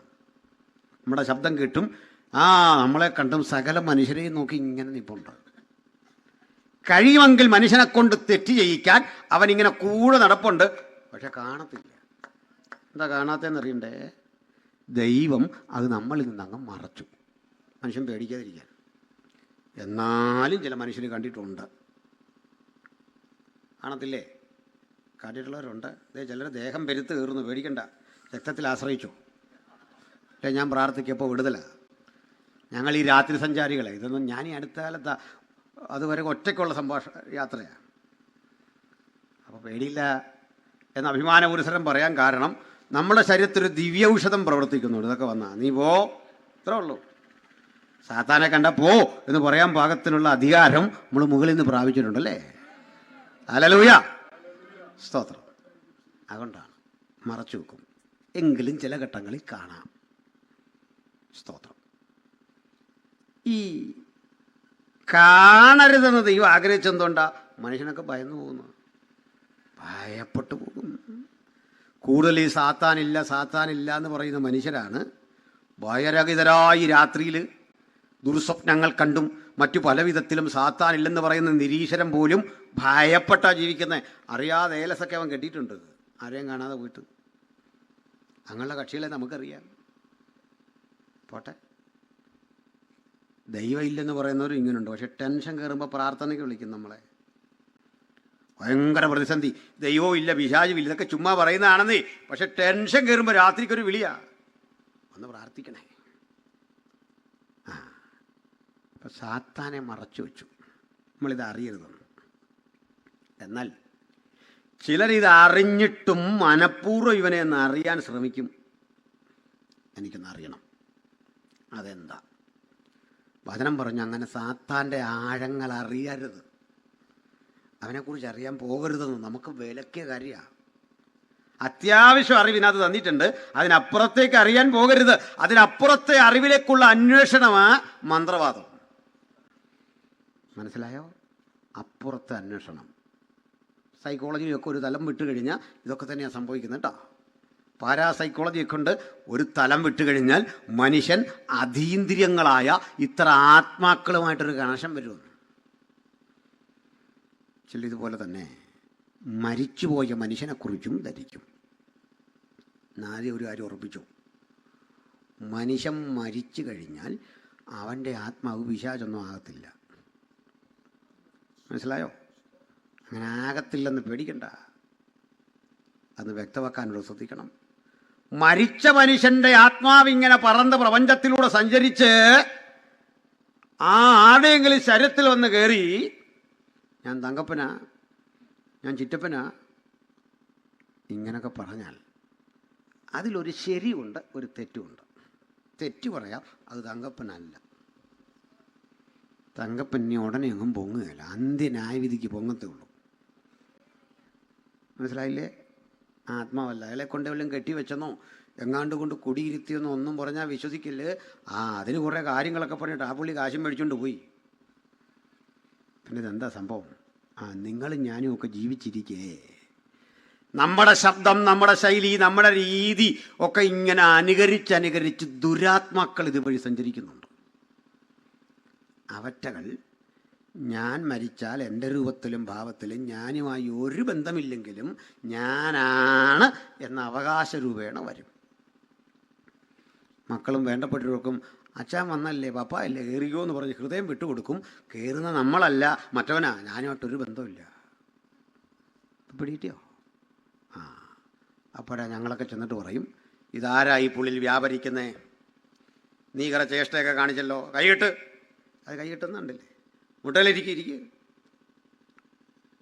ആരാ നീ? ഇന്നതാന്നൊക്കെ പറയുമ്പോൾ അടുത്തൊരു കാര്യം, ഇതിനെക്കൊണ്ട് അധികം സംസാരിപ്പിക്കരുതെന്നാണ്. ഭൂതത്തെ ഇറക്കുന്ന ചില പുള്ളികൾക്ക് ഇത് അറിയത്തില്ല. അവർ വെളുക്കുന്നതിനും വരെ അതിനോട് സംസാരിച്ചുകൊണ്ടിരിക്കും. നമ്മളോടൊന്നും മിണ്ടാത്ത വാസന്മാരും ഇതിനോട് വെളുക്കുന്നതിനും വരെ സംസാരിച്ചുകൊണ്ടിരിക്കും. ഇതിൻ്റെ പേര് ഇമെയിൽ ID, ഇതെല്ലാം ഇങ്ങനെ. ഇതിനകത്തൊരു കളിപ്പീരുണ്ട്, എന്താണെന്നറിയണ്ടേ? ഈ പിശാച് ഇങ്ങനെ സംസാരിച്ച് ഈ മനുഷ്യനെ തെറ്റിക്കുന്ന എങ്ങനെ? നമ്മളൊരു 3-4 പേരിങ്ങനെ നിൽക്കുകയാണെങ്കിൽ പറയും അതിലൊരു കള്ളനുണ്ടെന്ന് പറയും. ചുമ്മാതായിരിക്കും, ചിലപ്പോൾ നേരുമായിരിക്കും. നമ്മൾ ആ പാവം മനുഷ്യനെ തെറ്റിദ്ധരിക്കും. എന്നിട്ട് പറയും, കണ്ടോ പീലിപ്പോസ് വാസനെക്കുറിച്ച് പറഞ്ഞു കേട്ടോ. ഐക്യത നഷ്ടപ്പെടും. അതിനാ പറഞ്ഞ അതിനെ സംസാരിപ്പിക്കരുതെന്ന്, മിണ്ടരുത്. യേശുവിൻ്റെ അടുത്ത് പിശാചുക്കൾ സംസാരിക്കാൻ വേണ്ടി പറഞ്ഞു, നോനവർ. പിശാച് പറഞ്ഞൊക്കെ മാന്യമായ കാര്യമാണ് പറയാമെന്ന്. എന്താ അറിയണ്ടേ? യേശുവേ മഹോന്നതനായ ദൈവത്തിൻ്റെ പുത്ര. കാരണം ആരാധിക്കുന്നില്ല സംസാരിച്ചേ. ഇന്നത്തെ പരിസാൻ്റെ വർഷിപ്പുകാരാണെ പറഞ്ഞേനെ ഒന്നുകൂടെ ഉച്ചത്തിൽ പെരുവെള്ളത്തിൻ്റെ ശബ്ദം പോലെ. സാത്താനെ കൊണ്ടേ അവനെക്കൊണ്ട് സംസാരിപ്പിക്കരുത്, മിണ്ടരുത്. ശബ്ദിച്ചില്ല. കാരണം ഇവൻ ഭോഷ്കിൻ്റെ അപ്പനാ. ഒരേ സമയം ഒരാൾ തനിക്ക് തന്നെ മകനും അപ്പനുമായിരുന്നത് ഭോഷ്ക, വേറെ ആരുമില്ല. അതെങ്ങനെയാണെന്ന് പോലും നമുക്കറിയില്ല. പെടിയിട്ട അവനെ സംസാരിപ്പിക്കരുത്. ഒരു ദിവസം പറഞ്ഞു, നീ സമയത്തിന് മുമ്പ് തെണ്ണിപ്പിക്കരുത്. കാരണം ഇതിനറിയാം ഒരു ദിവസം ഒരു ന്യായവിധി ഉണ്ട്, അതിനു മുമ്പ് തെണ്ണിപ്പിക്കരുത്. അതാ പറഞ്ഞാൽ ഒന്നുമില്ല, എല്ലാം നിയമാനുസൃതമേ ഉള്ളൂ. നിനക്ക് എന്തു വേണം? പിശാച് പറഞ്ഞു, ഞങ്ങളെ ആ മേയുന്ന പന്നിക്കൂട്ടത്തിൻ്റെ ഇടയ്ക്കോട്ട് വിട്ടേക്കണം. ഇതെല്ലാം പന്നിക്കൂട്ടത്തിൽ പോയി കയറി. പന്നിയിൽ കയറുകയും ബൈബിളിൽ പറയാ ഇവയെല്ലാം കൂടെ അങ്ങോട്ട് ചെന്നിട്ട് കടുന്തൂക്കായി എടുത്ത് കടലിൽ ചാടി. നിങ്ങളിന്ന് ഇസ്രായേലിൽ ചെന്നാൽ ഈ ജാതികളുടെ ഗലീലിയ എന്നൊരു സ്ഥലമുണ്ടല്ലോ, അവിടെ ഈ ഗദരദേശം, അവിടെ ചെന്നാൽ ഇപ്പോഴും നല്ല തടിച്ച പന്നിയെ കാണാം. നമ്മുടെ നാട്ടിലെ പോലല്ല, വ്യത്യാസമുണ്ട്. നമ്മുടെ നാട്ടിൽ ഈ പന്നിയെ കണ്ടാൽ പന്നിസാർ എന്ന് വിളിച്ചിട്ട് സല്യൂട്ട് അടിക്കണം. നമ്മളെക്കാളൊക്കെ പ്രോട്ടോക്കോളും കൊണ്ട് ഒത്തിരി മുകളിലാണ് പന്നിയുടെ റാങ്ക്. വനത്തിലെ ഉദ്യോഗസ്ഥനേക്കാൾ DFOയേക്കാളൊക്കെ റാങ്ക് കൊണ്ടാരാ മുകളിൽ നിൽക്കുന്നത്? കാട്ടുപന്നി. പക്ഷേ പരിഷ്കൃത രാജ്യങ്ങളുടെ സ്ഥിതിയല്ല. അവർ തോക്കെടുത്ത് കാച്ചിക്കളയും പന്നിയെ കണ്ട. നമ്മൾ പന്നിയെ കണ്ട് സല്യൂട്ട് അടിച്ച് നിൽക്കുക. നമുക്കൊക്കെ എന്നാ വിവരം ഉണ്ടാകുന്നൊരു പിടിയില്ല. മനസ്സിലായോ? നമ്മളാ നികുതി അടച്ച് ഉദ്യോഗസ്ഥരെല്ലാം തീറ്റിപ്പോരുന്നല്ല, പന്നിയല്ല. മാസാമാസം മന്ത്രി ഇവരെല്ലാം ഒപ്പിട്ട് മേടിക്കുന്ന ശമ്പളം നമ്മുടെ നികുതിപ്പണോ? അല്ല, പന്നി കൊടുത്ത പൈസ ഒന്നല്ല, ആന കൊടുത്തൊന്നുമല്ല. ഒരുത്തനോട് പറയും ആനയും പന്നിയും കൂടി പ്രകൃതിയെ ഞാൻ വഴി പോയി വേറെ വല്ലവരോടും പറയാൻ പറഞ്ഞു. ആനയും പന്നിയായി പ്രകൃതി നശിപ്പിക്കുന്നത്. ഏതെങ്കിലും ആന ആവശ്യത്തിനുള്ള കരിമ്പ് പറിച്ച് തിന്നുകയാണോ? ആ കാട് മുഴുവൻ കളയുക. മനുഷ്യനിങ്ങനാണോ? മനുഷ്യനുള്ളതുകൊണ്ടാണ് ഈ പ്രപഞ്ചം നിൽക്കുന്ന. പന്നിയും മൃഗമൊന്നും ഉള്ളതുകൊണ്ടല്ലെന്ന്. ഗദരദേശത്ത് നിന്നും പന്നിയുണ്ട്. ഈ പന്നിയെ കണ്ടാൽ വെടിവെക്കണമെന്നാണ്. അതിന് പോലീസ് നടക്കില്ലേ? അത് കൃഷി നശിപ്പിക്കുക. പക്ഷേ നമ്മുടെ നാട്ടിൽ കാണുന്നുള്ള ഇനമൊന്നും അല്ല. ഭയങ്കര തൂക്കമുള്ള ആക്കമുള്ള പന്നി. ഞാനിതിനെ കണ്ടപ്പോൾ ഓർത്തു, ദൈവമേ, പണ്ട് പിശാച് കയറിയിട്ട് കടുന്തൂക്കായിട്ട് കുറേ എണ്ണം ചാടിയതിലും അനുസരണം കെട്ട കുറേ എണ്ണം ഉണ്ടായിരുന്നല്ലോ. അതിൻ്റെ കൊച്ചുമോനാ ഞാനാ കണ്ട പന്നി. അതായത് പണ്ട് കർത്താവ് പറഞ്ഞ് പിശാചുക്കൾ വന്ന് കയറി കടലിൽ കടുന്തൂക്കാട്ട് ചാടിയിട്ടും ചാടാതെ അനുസരണക്കേട് കാണിച്ച് അവിടെങ്ങാണ്ട് പതുങ്ങിയിരുന്ന പന്നിയുടെ തലമുറയിൽപ്പെട്ട ഇളം തലമുറയിലെ ഏതാണ്ട് ന്യൂജൻ എന്നൊക്കെ നമ്മൾ പറയല്ലോ. ഈ ടൈപ്പ് എന്നത്തെയാ കണ്ടേ? മനസ്സിലായില്ലല്ലേ? ഇത്രയും മനസ്സിലാക്കിയാൽ മതി. സന്തോഷം പോയോ? ഇച്ചിരി സന്തോഷം പോകട്ടെ. അപ്പം പിശാചുകൾ എന്താണെന്നറിയാനാ? എവരോട് പറഞ്ഞ് മിണ്ടരുത്, മിണ്ടിപ്പോലെ ശാസിച്ചു. ഇതാ പിശാച്. പിന്നെ ഉത്ഭവം ബൈബിളിൽ പറയുന്നുണ്ട്. പണ്ടാള് ഡീസൻ്റ് ആയൊരു കാലം ഉണ്ടായിരുന്നു. ലൂസിഫർ എന്നവനെ വിളിക്കുന്നത്. ഇംഗ്ലീഷ് വിളിക്കലൊക്കെ ഓ മോർണിംഗ് സ്റ്റാർ. മലയാളം ബൈബിളിൽ അരുണോദയപുത്രനായ ശുക്ര നീ വെട്ടേറ്റ് നിലത്ത് വീണത് എങ്ങനെ? വിശദീകരിച്ച് ഒത്തിരി പറയാനുണ്ട്. നമ്മൾ അങ്ങോട്ടൊന്നും പോകുന്നില്ല. പ്രിയപ്പെട്ടവരെ, നന്നായി ദൈവത്തെ ആരാധിച്ചു വന്നിരുന്ന ദൈവദൂതഗണങ്ങളിൽ ഒരു ഗ്രൂപ്പ് ലൂസിഫർ എന്നൊരു ക്യാപ്റ്റൻ്റെ നേതൃത്വത്തിൽ തകർന്നുപോയി. അവരുടെ സൃഷ്ടിയെപ്പറ്റി എസെക്കിയേൽ 28-ാം അധ്യായത്തിൽ പറയുക, നിന്നെ തീർത്ത നാളിൽ നിന്നിലുള്ള തടങ്ങളുടെയും കൂടുകളുടെയും പണി പൊന്നുകൊണ്ടുള്ളതായിരുന്നു. മറക്കുന്ന കെരൂബേ, നിന്നെ ഞാൻ ദേവപർവ്വതത്തിൽ ഇരുത്തിയിരുന്നു. പക്ഷെ നിന്റെ അന്തരംഗം സാഹസം കൊണ്ട് പുളഞ്ഞു. നീ ഹൃദയത്തിൽ പാപം നിരൂപിച്ചു. ഞാൻ ദൈവത്തോട് സമനാകും. എൻ്റെ സിംഹാസനം അത്യുന്നതൻ്റെ സിംഹാസനത്തിൻ്റെ ഒപ്പം വെക്കും. ഉത്തരദിക്കിൽ സമാഗമ പർവ്വതത്തിന്മീതെ ഞാൻ ഇരുന്നരുളും എന്നല്ലോ നീ ഹൃദയത്തിൽ പറഞ്ഞത്. അന്ന് പുറത്താക്കിയ ദൂതഗണങ്ങളാണ് പിശാചുക്കളായി മാറിയത്. ആ സാത്താൻ ഈ ഭൂമിയെ അധീനപ്പെടുത്തി. വെറുതെ അധീനപ്പെടുത്തിയല്ല. നമ്മുടെ പൂർവികനായ ആദം പാപം ചെയ്തപ്പോൾ ഏകമനുഷ്യനാൽ പാപവും പാപത്താൽ മരണവും ലോകത്തിൽ കടന്നു. ആ മനുഷ്യൻ പാപിയായി തീർന്നോടുകൂടി ഭൂമി മുഴുവൻ പാപപങ്കിലം. ചില പറയാറുണ്ട്, അന്ന് തന്നെ ദൈവം ഒരാട്ടും കുഞ്ഞിനെ യാഗം കഴിച്ചു. അതിൻ്റെ തോല് കൊണ്ട് ആദമിനെ ഹവ്വയെ ഉടുപ്പിച്ചു. ഞാൻ ചോദിച്ചു, പിന്നെ യേശു വരുന്നത് എന്തിനാ? പിതാവ് ആടിനെ അന്ന് തന്നെ യാഗം കഴിച്ചേ. അപ്പം എന്നോട് പറഞ്ഞു, അതിനകത്ത് തെളിവുണ്ട്. എന്താ തെളിവ്? യഹോവയായ ദൈവം തോല് കൊണ്ടൊരു ഉടുപ്പുണ്ടാക്കി ആദമിനെ. ഞാൻ പണ്ട് CBIയിലായിരുന്നു ജോലി. കാരണം ഈ തോല് കണ്ട് ചൂഹിച്ചു പോവാന്ന് യാഗം നടന്നെന്ന്. ബൈബിളിലില്ലതൊന്നും. ഇല്ലാത്ത കഥയൊന്നും ബൈബിളിൽ ചേർത്ത് വെക്കരുത്. യാഗം നടന്നേ പച്ചക്ക് എഴുതാൻ നാണമായിരുന്നു. മോശം നാണിച്ചു പോയോ? അത് എഴുതണ്ടെന്ന് ഓർത്തു. അവിടെ യാഗമൊന്നും നടന്നില്ല. വചനം പറയുന്നത് എന്താ? പാവങ്ങളുടെ പരിഹാരത്തിന് ഒറ്റ യാഗമേ ഉള്ളൂ. ഒറ്റ യാഗം. അത് പുത്രൻ്റെ രക്തമാണ്. ആട്ടുകുട്ടന്മാരുടെ രക്തത്തിന് പാപപരിഹാരം വരുത്തുവാൻ കഴിവുള്ളതല്ല. പാപിയായ മനുഷ്യനെ പാപഭംഗിലമായ ജീവിതത്തിൽ അധപ്പതിക്കപ്പെട്ടു പോയ ലോകത്ത് അവൻ്റെ തേജസ് നഷ്ടപ്പെട്ടു, ദൈവകൃപ നഷ്ടപ്പെട്ടു. അവനെ പുനരുദ്ധരിക്കുക എന്നതാണ് ബൈബിളിൻ്റെ പദ്ധതി. ഞാനിങ്ങനെ പറഞ്ഞ് ബോധ്യപ്പെടുത്താം. അതായത് ആദ്യ മനുഷ്യനായ ആദം ഒരു മനുഷ്യൻ്റെ പരമാവധി തികവുള്ള ആളായിരുന്നു. ഒരു മനുഷ്യൻ എത്രയും പൂർണ്ണനാകാം അത്രയും പൂർണ്ണത ആദമിനും ഹവ്വയ്ക്കൊക്കെ ഉണ്ടായിരുന്നു. ഒരു സവിശേഷത നമ്മൾ ബൈബിൾ വായിക്കല്ലോ. ആദം 930 വയസ്സുള്ളവനായി മരിച്ചു. 930 വയസ്സ്. ആ പ്രാണനെ താലോചിച്ച് മിണ്ടാതാക്കിക്കുക പെട്ടെന്ന്. അപ്പോൾ 930 വയസ്സ് ആദമിനുണ്ടെങ്കിൽ ആദമിൻ്റെ 1 വയസ്സ് കണക്ക് കൂട്ടുന്നത് എവിടുന്ന? 2 വയസ്സ്. 5 വയസ്സുള്ള ആദമിനെ കണ്ടാറിലും 10 വയസ്സുള്ള ഓമന തിങ്കൾ കിടാവോ ആ ആദമിനെ നമ്മൾ കാണുന്നില്ല. +2 പഠിക്കുന്ന ആദമിനെ കാണുന്നില്ല, പ്രായക്കാരനെ കാണുന്നില്ലെന്ന്. നമ്മൾ കാണുന്ന ആദം കല്യാണപ്രായമെത്തി. ഇതിൻ്റെ അർത്ഥം എന്താണെന്നറിയണ്ടേ? എന്താണ് ഈ പ്രായം? കാലം നമ്മളെ ആക്രമിക്കുന്നതിൻ്റെ പേരാണ് പ്രായം. ഞാൻ നമ്മുടെ സാംബാസെ വർഷങ്ങൾക്ക് മുമ്പ് കണ്ടു, കഴിഞ്ഞിടയ്ക്കും കണ്ടായിരുന്നു. സാംബാസ് എന്നെ നോക്കിയിട്ട് പറയുകയാണ്, ആകപ്പാടെ അങ്ങ് ക്ഷീണിച്ചല്ലോ, തലയൊക്കെ നരച്ചല്ലോ, എന്തോ പറ്റി? നമുക്കൊരു സങ്കടമൊക്കെ വരും. പുരുഷന്മാർക്ക്, സ്ത്രീകൾക്ക് അങ്ങനെ വരാറില്ല. സ്ത്രീകൾ അങ്ങനെ വന്നാൽ തന്നെ ഉടനെ കേട്ടിരിക്കുന്ന ആളിന് പറയും, എൻ്റെ ചെറുപ്പത്തിൽ എന്നെ ഒന്ന് കാണണമായിരുന്നു. പിന്നെ എന്തോ ഒരു അത്യാവശ്യമാണ് ചെറുപ്പത്തിൽ പോയി അവരെ കാണാൻ.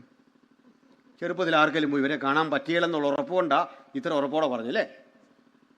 എനിക്കിത് കേൾക്കുമ്പോൾ ഒരു വിഷമം. പ്രായമായി തലനരച്ചു, അത് മാറാനൊരു വഴിയുണ്ട്. ഒറ്റമൂലി. നമ്മളോട് ഈ പറഞ്ഞ സാംബാസെ തിരിച്ചു നോക്കിയാൽ മതി. 10 വർഷം മുമ്പ് ഞാൻ കാണുമ്പോഴും എങ്ങനെ ഇരുന്നു എനിക്കറിയാം. അടിമുടി ഒരു നോട്ടം നോക്കിയിട്ട് എന്ത് ചെയ്യാം, നമ്മുടെ വിഷമം മാറും. ഞാനിങ്ങനെ പ്രതിസന്ധിയൊക്കെ അതിജീവിക്കുന്നു. ഒരു ടിപ്പ് പറഞ്ഞാൽ തന്നാട്ടാ. അപ്പോഴേ പ്രായം എന്ന് പറഞ്ഞാൽ എന്താ? കാലം ആക്രമിച്ചെന്ന്. അപ്പോൾ ഒരു കുഞ്ഞ് ബർത്ത്ഡേ ആഘോഷിക്കുമ്പോൾ ഓർത്തോണം, നമ്മൾ മരണത്തോട് 1 വർഷം കൂടെ അടുത്തെന്ന്. ഞാനിത് ശരിക്കും എൻ്റെ വീട്ടിൽ പറഞ്ഞ ശേഷം മക്കൾ ബർത്ത്ഡേ ആഘോഷിക്കുന്നതിൽ ഭയങ്കര വൈമുഖ്യമാണ് കാണിക്കുന്നത്. ഈ അങ്കിൾ വന്നുകൊണ്ട് ഒത്തിരി ഗുണമായില്ലേ പല വീട്ടിലും. ഓരോ ബർത്ത്ഡേയും സൂചിപ്പിക്കുന്നത് എന്താ? ഞാൻ മരണത്തോട് കുറെ കൂടി അടുത്തു. കാരണം പൂർവികൻ പാപം ചെയ്തു, ഇനി മരിക്കണം. ഏകമനുഷ്യനാൽ പാപവും പാപത്താൽ മരണവും. പക്ഷെ പാപം ചെയ്യാത്ത ആദമിന് മരണമില്ല, അതുകൊണ്ട് പ്രായവുമില്ല. അതുകൊണ്ട് തേജസ്സുള്ള ചുറുചുറുക്കുള്ള നിത്യ യൗവനം ഇങ്ങനെ ശോഭിക്കുന്ന മനോഹര രൂപിയായിരുന്നു ആദം. സംതൃപ്തനായിരുന്നു ആദം. ആരോഗ്യ ദൃഢഗാത്രനായിരുന്നു ആദം. സുന്ദരിയായിരുന്നു ഹൗവ. ആരോഗ്യ ദൃഢഗാത്രമായ ശരീരമായിരുന്നു ഹൗവയുടേതും. പാപം ചെയ്തതോടെ ദൈവതേജസ് നഷ്ടപ്പെട്ടു. പാപിയായി മനുഷ്യൻ. ആ പഴയ ജീവിതത്തിലേക്ക് മനുഷ്യൻ പോകാൻ എല്ലാ ശ്രമങ്ങളും നടത്തി പരാജയപ്പെട്ടു. ഏത് പരിശ്രമത്തിൻ്റെ ഒടുവിൽ മനുഷ്യൻ ചെന്നു ചേരുന്ന സ്ഥലം ശവക്കുഴി. ഈ മനുഷ്യനെ ആ അവസ്ഥയിൽ നിന്ന് ഉദ്ധരിക്കാൻ സത്യദൈവം തന്റെ പുത്രനായ യേശുക്രിസ്തുവിനെ കാലത്തിന്റെ സമ്പൂർണതയിൽ ഇഹലോകത്തിലേക്ക് അയച്ചു. അതാ സുവിശേഷത്തിന്റെ പൊരുൾ. അങ്ങനെ അയച്ച പുത്രൻ ജഡത്തിൽ വെളിപ്പെട്ടു. പുത്രൻ ജഡത്തിൽ വന്നെന്ന് ശരീരമെടുത്തു വന്നു, നമ്മുടെ ഇടയിൽ പാർത്തു. ഇതാ സുവിശേഷം. ഇപ്പം ചിലർ ചോദ്യം ചോദിക്കും, ദൈവത്തിന് പുത്രനോ? അതിൻ്റെ പുത്രനുണ്ടായി എന്ന് പറഞ്ഞാൽ മോശം കാര്യമാണോ? അല്ല. ആ ദൈവപുത്രൻ്റെ പ്രത്യേകതയുണ്ട്. അവൻ ജനിച്ചവനല്ല, അവനില്ലാതിരുന്ന കാലമില്ല, ഇല്ലാതിരിക്കുന്ന കാലമില്ല. കാരണം നിത്യപുത്രൻ. വീണ്ടും ഒരു പേരുണ്ട്, നിത്യപിതാവ്. നിങ്ങൾ ഞാനുമൊക്കെ കുട്ടികളുടെ പിതാവാണ്. ശരി, വ്യത്യാസം നിത്യപിതാവല്ല. 10, 26, 27 വയസ്സായപ്പോഴാണ് നമ്മൾ പിതാവായത് അല്ലേ? പക്ഷെ പിതാവ് നിത്യരാകണമെങ്കിൽ, നിത്യപിതാവ് എന്ന പേരൊരാൾക്ക് കിട്ടണമെങ്കിൽ പിതാവ് എന്നുണ്ടോ അന്ന് മുതൽ പുത്രനും ഉണ്ടാകണം. ഒരാൾ പുത്രൻ നിത്യനാണെന്ന് പറഞ്ഞാൽ പിതാവ് എന്നുണ്ടോ അന്ന് മുതൽ പുത്രനും ഉണ്ടായിരിക്കണം. മനസ്സിലായോ? പരിശുദ്ധാത്മാവിനെ വിളിക്കും നിത്യാത്മാവ്. പിതാവ്, പുത്രൻ, പരിശുദ്ധാത്മാവ്. 3 persons in 1 essence. ഒരു ദൈവം, പിതാവ്, പുത്രൻ, പരിശുദ്ധാത്മാവ് എന്നിങ്ങനെ 3 വ്യത്യസ്ത അളവുകളിൽ വ്യത്യസ്ത വ്യക്തിത്വങ്ങളിൽ വിരാജിക്കുന്ന അതുല്യതയുടെ പേരാണ് പരിശുദ്ധ ത്രിയേകത്വം. ആ ത്രിയേകത്വത്തിൽ പിതാവ് പുത്രനെ നമ്മുടെ ഇടയിലേക്ക് നമ്മിലൊരുവനെ പോലെ അയച്ചു. അവിടുന്ന് വന്ന് നമ്മുടെ പാപങ്ങളെ സ്വന്തം ജീവിതത്തിലേക്ക് ഏറ്റെടുത്ത് നമ്മളെ പരിശുദ്ധരാക്കി, നമ്മളെ പാപനിബിഡമായ ഈ ശരീരത്തിൽ നിന്ന് വിടുവിച്ചു. ആ വാഗ്ദത്തമാണ് സുവിശേഷം തരുന്നത്. ഇതൊഴികെ ഒരു വഴിയും രക്ഷയ്ക്കില്ല. രക്ഷയ്ക്ക് പലവിധ വഴികൾ തിരയുന്ന മനുഷ്യരെ നോക്കിയിട്ട് ഈ ലേഖനത്തിന്റെ ഒടുവിൽ പറയാ, എന്റെ കുഞ്ഞുങ്ങളെ, നിങ്ങൾ വിഗ്രഹങ്ങളോട് അകന്നുകൊള്ളീ. ഹല്ലേലൂയ. ഇപ്പൊ ചില ആളുകൾ നമ്മൾ സംസാരിച്ച അപ്പൊ ക്രൈസ്തവ സമൂഹത്തിലെ ചിലയിടങ്ങളിലും ഈ വിഗ്രഹാരാധന ഉണ്ട്. പക്ഷെ ഒരു കാര്യം, ലോകത്തിലൊരു വിഗ്രഹാരാധി അത് വിഗ്രഹമാണെന്ന് സമ്മതിച്ചു തരികയില്ല. അതതിനകത്തെ ടെക്നിക്ക്. പിന്നെ എന്തിനാ? അതൊരു ഏകാഗ്രത ഉണ്ടാകാൻ. അല്ല, പ്രാർത്ഥിക്കുമ്പോൾ കുഞ്ഞുങ്ങൾക്കൊരു ബോധം വരാൻ.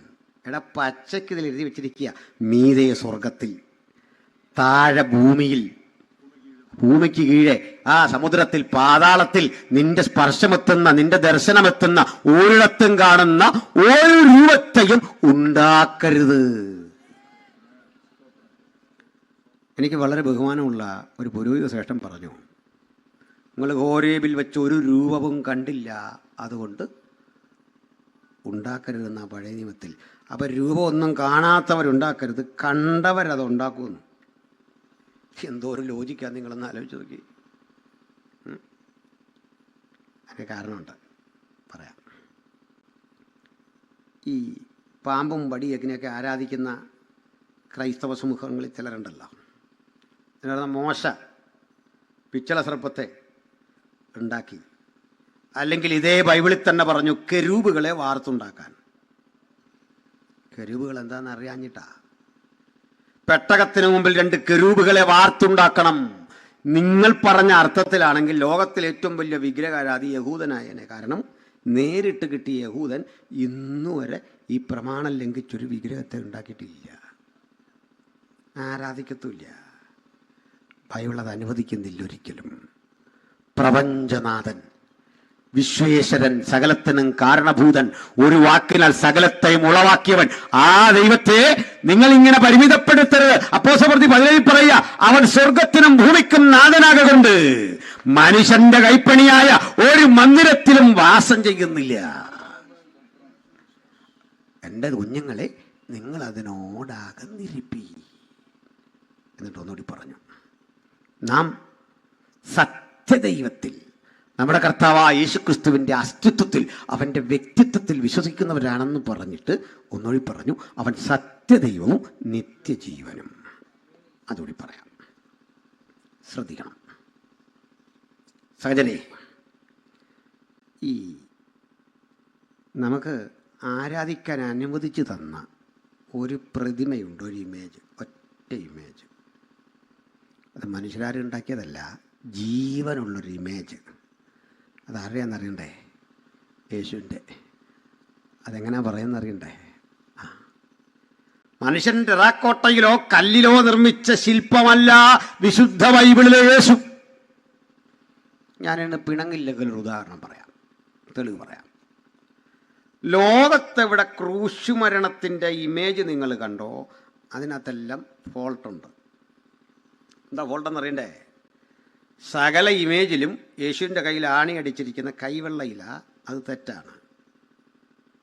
റോമിലെ ശിക്ഷാരീതി അനുസരിച്ച് റോമൻ ചരിത്രം പഠിക്കുന്ന ആളുകൾക്ക് മനസ്സിലാകും, ക്രൂശിക്കപ്പെടാൻ നിയോഗിച്ചവൻ്റെ കൈ തണ്ടയിലാണ് ആണി അടിക്കേണ്ടത്.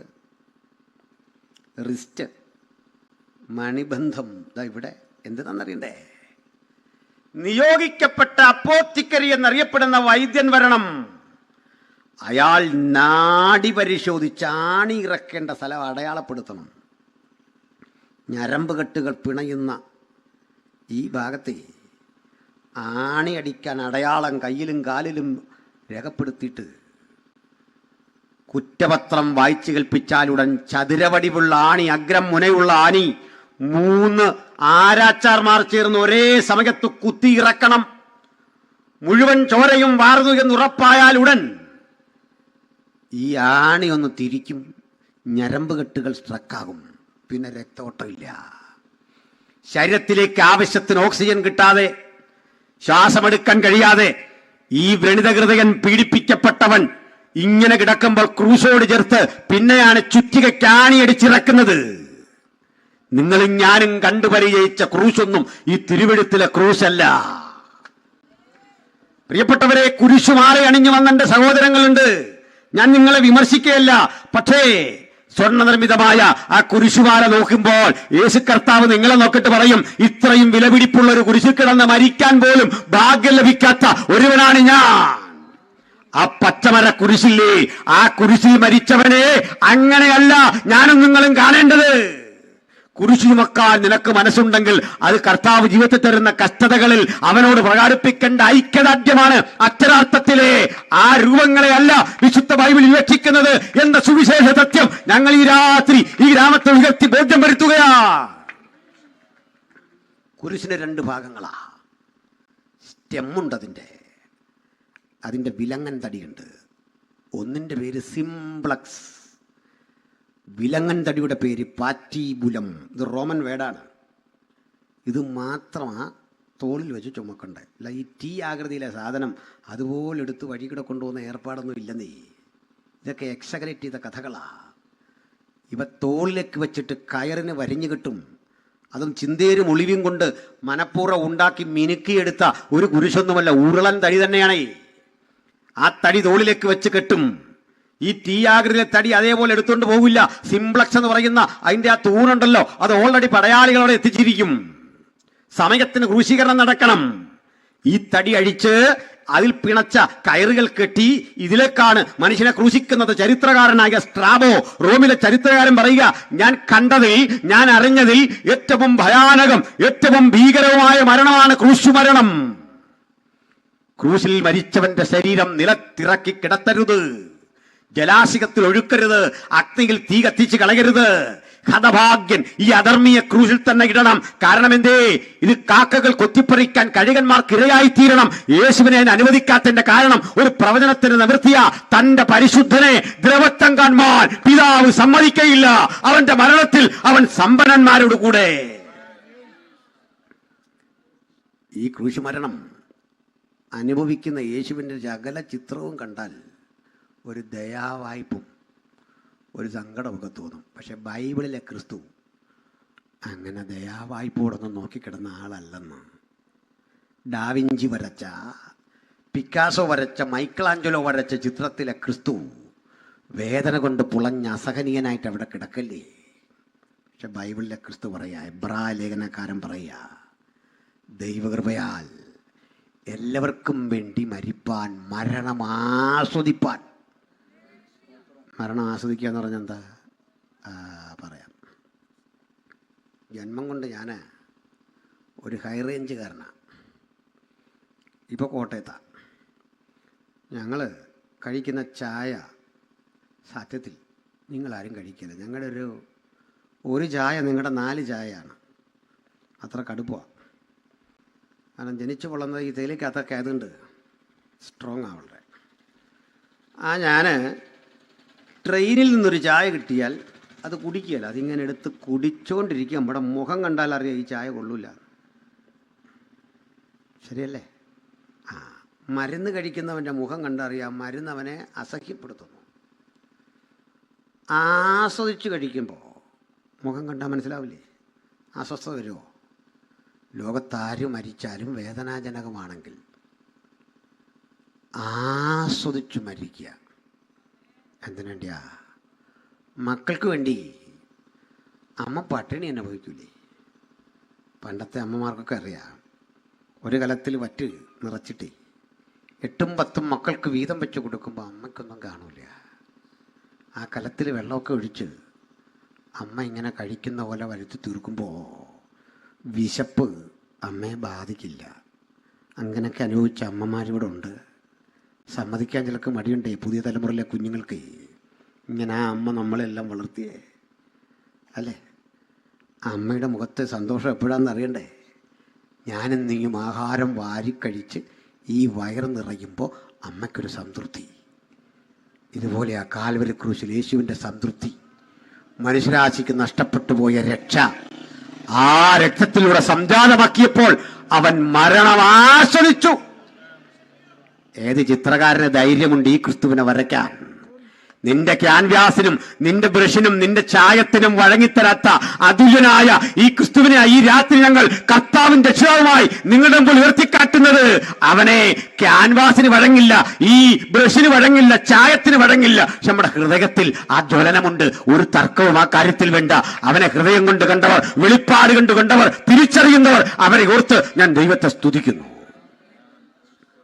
അപ്പോൾ യേശു ക്രൂശിൽ മരിച്ചപ്പോൾ നമ്മുടെ പാപങ്ങൾ നമ്മോട് ചേർത്തവൻ അതിനെ മുഴുവൻ സ്വാംശീകരിച്ച് ജീവിതത്തിൽ തീർത്തു.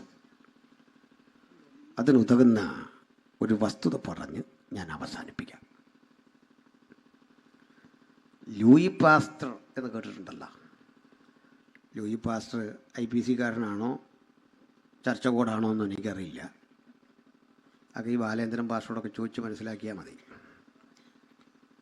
അദ്ദേഹമാണ് ഈ പേ വിഷം അതിനെതിരെ വാക്സിൻ കണ്ടുപിടിക്കുന്നത്. ഒരു ദൈവമകനാട്ടോ. പേ വിഷം, ഈ പേ ബാധിക്കുന്ന ആളിന് ഹൈഡ്രോഫോബിയ എന്നൊരു മാനസികാവസ്ഥയാണ്. വെള്ളം കണ്ടാൽ ഭയം. അയാൾ ഈ നുരയും പതയൊക്കെ ഇങ്ങനെ വരും. ഈ പേവിഷം ബാധിച്ച ഒരു കൂട്ടുകാരൻ മരിക്കുന്ന അന്ത്യനിമിഷം ലൂയി പാസ്റ്ററെ വല്ലാതെ വിഷമിപ്പിച്ചു. അദ്ദേഹം ഇതിനൊരു വാക്സിൻ പരീക്ഷണം നടത്തുക. തൻ്റെ വിദ്യാർത്ഥികളും താനും ലാബിൽ സുദീർഘനേരം സംസാരിച്ചെടുക്കും. റാബീസ്, അതാണല്ല ആ വിഷം, പേവിഷത. ഈ വിഷം ശേഖരിച്ചിട്ടുണ്ട്. ഇത് നമ്മുടെ നേർവസ് സിസ്റ്റത്തെ മുഴുവൻ തകർക്കും, നാഡീവ്യൂഹത്തെ മുഴുവൻ തകർക്കും. വെള്ളം കുടിക്കാൻ കൊണ്ടില്ലുമ്പോൾ ഭയം. ഇദ്ദേഹം അതിൽ ഒരു അളവ് വിഷമെടുത്ത് ഒരു കുതിരയെ കുത്തി. കുതിര പിടിച്ച് ചില നാൾ കിടന്നിട്ട് ചാത്തു. ഇതേസമയം പല കുതിരകളിൽ ഈ വിഷം പ്രയോഗിച്ചിട്ട് കുതിരകൾ മിക്കതും ചത്തു, എല്ലാം ചത്തു. അതിൽ നുരയും പതയൊക്കെ വന്ന് ഈ ലക്ഷണമൊക്കെ കാട്ടി ചത്തു. ഒരു കുതിരയിൽ വളരെ കുറഞ്ഞ അളവിലെ വിഷം പ്രയോഗിച്ചു. അത് ചത്തൊന്നുമില്ല. ഓരോ ഘട്ടത്തിലും ഈ വിഷത്തിൻ്റെ അളവ് കൂട്ടി കൂട്ടി കൂട്ടി ഒരു നിർണായക ദിവസം എത്തിയപ്പോൾ അദ്ദേഹം പറഞ്ഞു, വിദ്യാർത്ഥികളെ, നാളെ വളരെ നിർണായകമാണ്.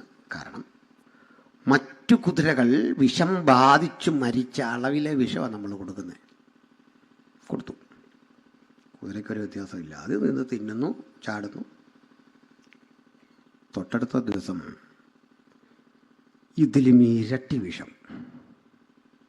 കുതിര മൈൻഡ് ചെയ്യുന്നില്ല. അത് പഴയ പോലെ തന്നെ.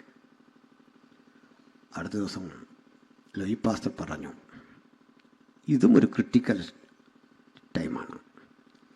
ഇതുവരെ പ്രയോഗിച്ചതിൻ്റെ 10 മടങ്ങ് വീര്യം ഉള്ള വിഷം ഇന്ന് നമ്മൾ തട്ടും. കുത്തി. പക്ഷേ ഇത്തവണ കുതിര ചിനച്ചു. അത് മുരണ്ടു. അത് വീണു. ലൂയി പാസ്റ്റർ പറഞ്ഞ് വിടണ്ട, ഒന്നുകൂടെ തട്ടണം അടുത്ത ദിവസം. വീണ്ടും കൊടുത്തു. അതിൻ്റെ കണ്ണിലൂടെ സ്രവങ്ങൾ പുറത്തു വന്നു. നുരയും പതയും വായിലൂടെ ചാടി. കൈകാലിട്ടടിച്ചു. ഹൈഡ്രോഫോബിയ ഉയർന്ന നിലയിലേക്ക് ഇത് ബാധിച്ച് കുതിര അബോധാവസ്ഥയിലെത്തി. മരണം കാത്ത് കിടക്കുക. സാറ് പറഞ്ഞു, ഈ കുതിരയെ നിരീക്ഷിച്ചണം കേട്ടാ. ഒരു പ്രഭാതത്തിൽ ഒരു കുട്ടി നോക്കുമ്പോൾ ഈ കുതിരയ്ക്ക് ഒരു ചെറിയ ചലനം. അയാളൊരൽപ്പം വെള്ളം വെറുതെ ഇങ്ങനെ തളിച്ചപ്പോൾ ഈ കുതിര നാക്ക് നീട്ടി ആ വെള്ളം ഇങ്ങനെ കുടിക്കാൻ ശ്രമിക്കുക. ഈ കുട്ടി ഓടിച്ചെന്ന് ലൂയി പാസ്റ്ററെ കണ്ടിട്ട് പറഞ്ഞു, സാർ ഒരു മാറ്റം. വാ. വെള്ളം കൊടുത്തപ്പോൾ കുതിര അന്തസ്സായിട്ട് കുടിക്കുന്നു. അങ്ങനെ കുളിപ്പിച്ച് വൃത്തിയാക്കി തീറ്റ കൊടുത്തു. കുതിര മിടുക്കനായി. അങ്ങനെ ഇങ്ങനെ തഴുകി ഈ സ്റ്റേഡിയത്തിലൂടെ ഒരാവർത്തി ഓടിച്ചു. കുതിര ഓടുന്നത് കണ്ട് ലൂയി പാസ്റ്റർ ഒറ്റയ്ക്ക് കൈയടിച്ചു. പുള്ളിക്ക് അതിൻ്റെ അർത്ഥം പിടികിട്ടുന്നുള്ളൂ. സ്റ്റുഡൻറ്റിനെ വിളിച്ചിട്ട് ചോദിച്ചു, എല്ലാം മനസ്സിലായോ? മനസ്സിലായി. എന്താ? കുതിര ഓടുന്നു. അതിപ്പോൾ മനസ്സിലാക്കാൻ വേണ്ടി സയൻറ്റിസ്റ്റ് ആവണമെന്നില്ല, കണ്ടാൽ നമുക്ക് മനസ്സിലാവും കുതിര ഓടുന്നു. അതല്ല, പിന്നെന്താ? ഇതിലും വീര്യം കുറഞ്ഞ വിഷം കൊടുത്തപ്പോൾ പല കുതിരകൾ ചത്തു, ഇത് ചത്തില്ല. ഇതിൻ്റെ 10 മടങ്ങ് കൊടുത്തിട്ട് ഏക്കാതെ വന്നതിൻ്റെ കാര്യം മനസ്സിലായോ? ഇല്ല. അതാണ് ആർജിത പ്രതിരോധ ശേഷി, അക്വയർഡ് ഇമ്മ്യൂണിറ്റി. അതിന് വഴിയുണ്ട്. ആ കുതിരയെ കൊല്ലണം. എന്തിന്? അതിൻ്റെ രക്തം ശേഖരിക്കണം. എന്നിട്ട് ആ രക്തത്തിൽ നിന്ന് വാക്സിൻ വികസിപ്പിക്കണം. എന്തിനെന്നോ? ഇതങ്ങോട്ട് പ്രതിരോധമായി കൊടുത്താലേ പേവിഷം ബാധിച്ച അതിൻ്റെ വൈറസുകൾ ആക്രമിക്കാൻ വരുമ്പോൾ ഇവൻ തിരിച്ചടിച്ചിട്ട് പറയും, പോ. നടക്കില്ല. ചികിത്സ മനസ്സിലായോ? ഞാൻ സയൻറ്റിസ്റ്റൊന്നുമല്ല, ശാസ്ത്ര വിദ്യാർത്ഥിയല്ല. മുതൽ ആർജിത ശാസ്ത്രമേ ഉള്ളൂ നമുക്ക്. ഇതിൻ്റെ ആശയം കറക്റ്റാട്ടോ. ഞാൻ പറഞ്ഞ അളവും രീതിയും വ്യത്യാസമാകാം, പക്ഷേ ഐഡിയ കറക്റ്റാണ്. ആൻറ്റിബയോട്ടിക്കിൻ്റെ ഒക്കെ തത്വം ഇതാ. എന്നാലേ ഒരു മറുവശം, ഈ ലൂയി പാസ്റ്റർ ഇത് തുടങ്ങുന്നതിന് മുമ്പ് ഉലകത്തിൽ ഇത് തുടങ്ങി വെച്ചത് പിതാവായ ദൈവം. നമ്മുടെ സമാധാനത്തിനായുള്ള ശിക്ഷ അവൻ്റെ മേലായി. ആ രക്തത്തിൽ നിന്ന് വികസിപ്പിച്ചെടുത്തൊരു വാക്സിൻ കൊണ്ട് നമ്മുടെ പാപപരിഹാരം യാഥാർത്ഥ്യമാക്കിയെങ്കിൽ അവന്റെ പുത്രനായ യേശുവിന്റെ രക്തം സകല പാപവും പോക്കി നമ്മെ ശുദ്ധീകരിക്കുന്നു. അവന്റെ രക്തത്തിൽ നമുക്ക് അതിക്രമങ്ങളുടെ മോചനം എന്ന വീണ്ടെടുപ്പുണ്ട്. ആ രക്തം ഇന്ന് രാത്രി വിടുതലാകട്ടെ. ആ രക്തം നമുക്ക് ശാശ്വത സമാധാനമാകട്ടെ. ആ രക്തത്തിൽ അഭയം പ്രാപിച്ച് പാപത്തെ അതിജീവിപ്പാൻ അവിടുന്ന് കൃപ തരട്ടെ. അതുകൊണ്ട് ഏത് മാരക രോഗങ്ങൾക്കും ഏത് ജീവൽ പ്രതിസന്ധിക്കും ഉത്തരമായി നസറേയനായ യേശുവിന്റെ രക്തം അത് നമ്മെ പൂർവാനുഭവത്തിലേക്ക് കൂട്ടിക്കൊണ്ടുപോയി നമ്മുടെ വീണ്ടെടുപ്പ് സാർത്ഥകമാക്കും. അതിനുവേണ്ടിയാണ് യേശു തന്റെ പ്രാണൻ കാൽവരിയുടെ കൊലമരത്തിൽ നമുക്ക് വേണ്ടി ത്യാഗം ചെയ്തത്. ഇതാണ് സുവിശേഷം. ഇനി എൻ്റെ പ്രിയ സഹോദരങ്ങളെ, ഈ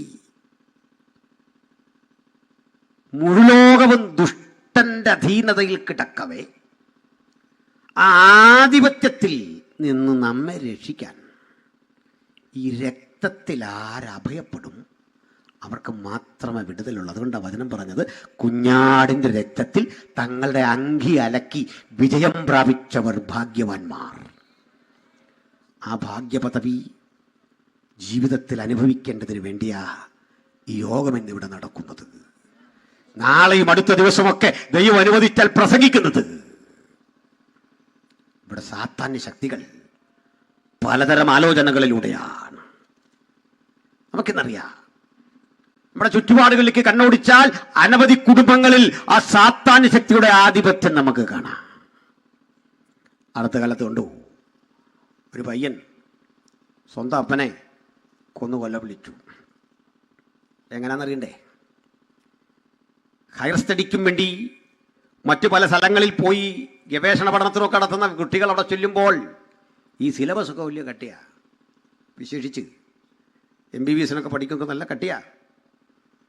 ഫിസിക്സ് പഠിക്കണം, കെമിസ്ട്രി പഠിക്കണം, മാത്സ് പഠിക്കണം, അനാട്ടമി പഠിക്കണം, പല കാര്യങ്ങളുണ്ട്. നല്ല ഓർമ്മശക്തിയും വിവേകവും വേണം, സമർപ്പണം വേണം. ഇത് എളുപ്പത്തിൽ കിട്ടാനുള്ള ചില ടെക്നിക്കുകൾ ഇത്തരം കലാലയ പരിസരങ്ങളിൽ പല രൂപത്തിൽ വരും. എന്താണെന്നറിയണ്ടേ? നിങ്ങളുടെ ചിന്താപദ്ധതിയെ 1000 മടങ്ങ് ഉദ്ദീപിപ്പിച്ച് ഓർമ്മകളിലേക്ക് പെട്ടെന്ന് മൺമറഞ്ഞു പോയ പല കാര്യങ്ങളും കൊണ്ടുതരുന്ന ചിലതരം മയക്കുമരുന്ന് ഉൽപ്പന്നങ്ങളുണ്ട്. അതിപ്പോൾ കേരളത്തിലും സജീവമായി കഴിഞ്ഞു. ഇത് കുട്ടി കഴിക്കും, സൗജന്യ, പൈസയൊന്നും വേണ്ട. 2-3 ആവർത്തി കഴിച്ചാൽ അവൻ ചോദിക്കുന്ന പൈസ കൊടുത്ത് പിന്നെ ഇത് വാങ്ങുമെന്നവൻ അറിയാം.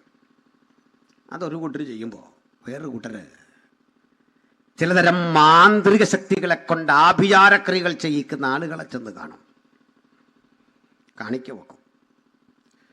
കർമ്മതന്ത്രങ്ങളിലൂടെ, മന്ത്രവാദങ്ങളിലൂടെ മനസ്സു മാറ്റി പരീക്ഷയ്ക്ക് വരുന്ന ക്വസ്റ്റ്യനും ആ ചോദിക്കാനിടയുള്ള സാധ്യതകളുള്ള കാര്യങ്ങളുമൊക്കെ മുൻകൂട്ടി അറിഞ്ഞ് പരീക്ഷ എഴുതി കൂട്ടി വിസ്മയം സൃഷ്ടിക്കും. ബുദ്ധി വികാസം പ്രാപിച്ചു, വളർന്നു. എങ്ങനെയാ ബുദ്ധി വളർന്നതെന്നറിയണ്ടേ? സ്വന്തം ബുദ്ധിയല്ല, അദൃശ്യമണ്ഡലത്തിലെ ഇത്തരം ശക്തികൾ മനസ്സിൽ കടന്ന് ഓപ്പറേഷൻ നടത്തി നിന്റെ കൺട്രോൾ മുഴുവൻ ഏറ്റെടുത്തു.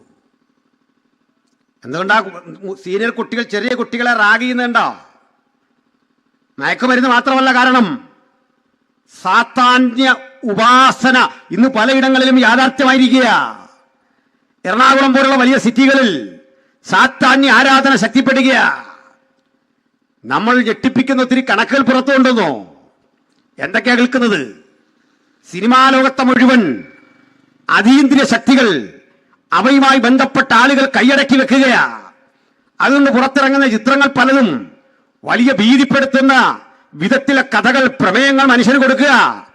പൈശാചികമായ ലോകത്തിന്റെ നിഗൂഢതകളിലൂടെ സാത്താൻ ഈ കുട്ടികളെയും ചിത്രകാരന്മാരെയും സംവിധായകരെയും ആർട്ടിസ്റ്റുകളെ മുഴുവൻ കൊണ്ടുപോവുക. വലിയ വിജയമല്ലേ? വലിയ സാമ്പത്തിക വളർച്ചയല്ലേ? അങ്ങനെ സിനിമാ ലോകം ദാ മയക്കുമരുന്നിന്റെയും മന്ത്രവാദത്തിന്റെയും അടിമത്തത്തിൽ. ശാസ്ത്രലോകം അങ്ങനൊക്കെ തന്നെ. നോക്കണേ, ശാസ്ത്രസത്യങ്ങളുടെ പിന്മുറക്കാരെന്നറിയപ്പെടുന്ന ആളുകൾ പോലും കടുത്ത അന്ധവിശ്വാസങ്ങളുടെ വഴിയിലൂടെ യാഗഹോമാദികളും സമയവും പ്രശ്നവും പ്രശ്നക്കാരനെയും ഒക്കെ കണ്ടെത്തിക്കൊണ്ട് ശാസ്ത്രസത്യങ്ങളെ തെളിയിക്കാൻ ശ്രമിക്കുന്ന ലോകം. നോക്കണേ, രാഷ്ട്രീയ ലോകവും വ്യത്യസ്തമല്ല. ഇലക്ഷൻ എടുക്കുമ്പോൾ രാഷ്ട്രീയക്കാർ മതം നോക്കാതെ എല്ലായിടത്തും വന്നിട്ട് ഇവിടെയും ദൈവം, അവിടെയും ദൈവം, അപ്പുറത്തും ദൈവം, കുമ്പനാടും ദൈവം, മറ്റൊരിടത്തും ദൈവം, ഇത് പറയുമ്പോൾ കൈയടിക്കാൻ നിങ്ങളെപ്പോലെ കുറേ മനുഷ്യരും. അങ്ങനൊന്നും ഈ കൈ വിട്ടുകൊടുക്കരുത്. എല്ലാവരും പ്രസംഗിക്കുമ്പോൾ അടിക്കാൻ സന്തോഷമില്ല. അതും ശരി, ഇത് ശരി, അപ്പുറത്തെ ശരി, അങ്ങനെ ഒത്തിരി ശരികളുടെ കോംപ്രമൈസിനുള്ളതല്ല ഈ പുസ്തകത്തിൻ്റെ വക്താക്കളുടെ ജീവിതം. ഒരു ശരിയേ ഉള്ളൂ എന്നാണ് നമ്മൾ വിശ്വസിക്കുന്നത്. ഒറ്റ ശരി. ശരി രണ്ടില്ല സുഹൃത്തെ, ഒറ്റ ശരി. ഞാൻ തന്നെ വഴിയും സത്യവും ജീവനുമാകുന്നു. ആ സത്യമാ പരമപ്രധാനം.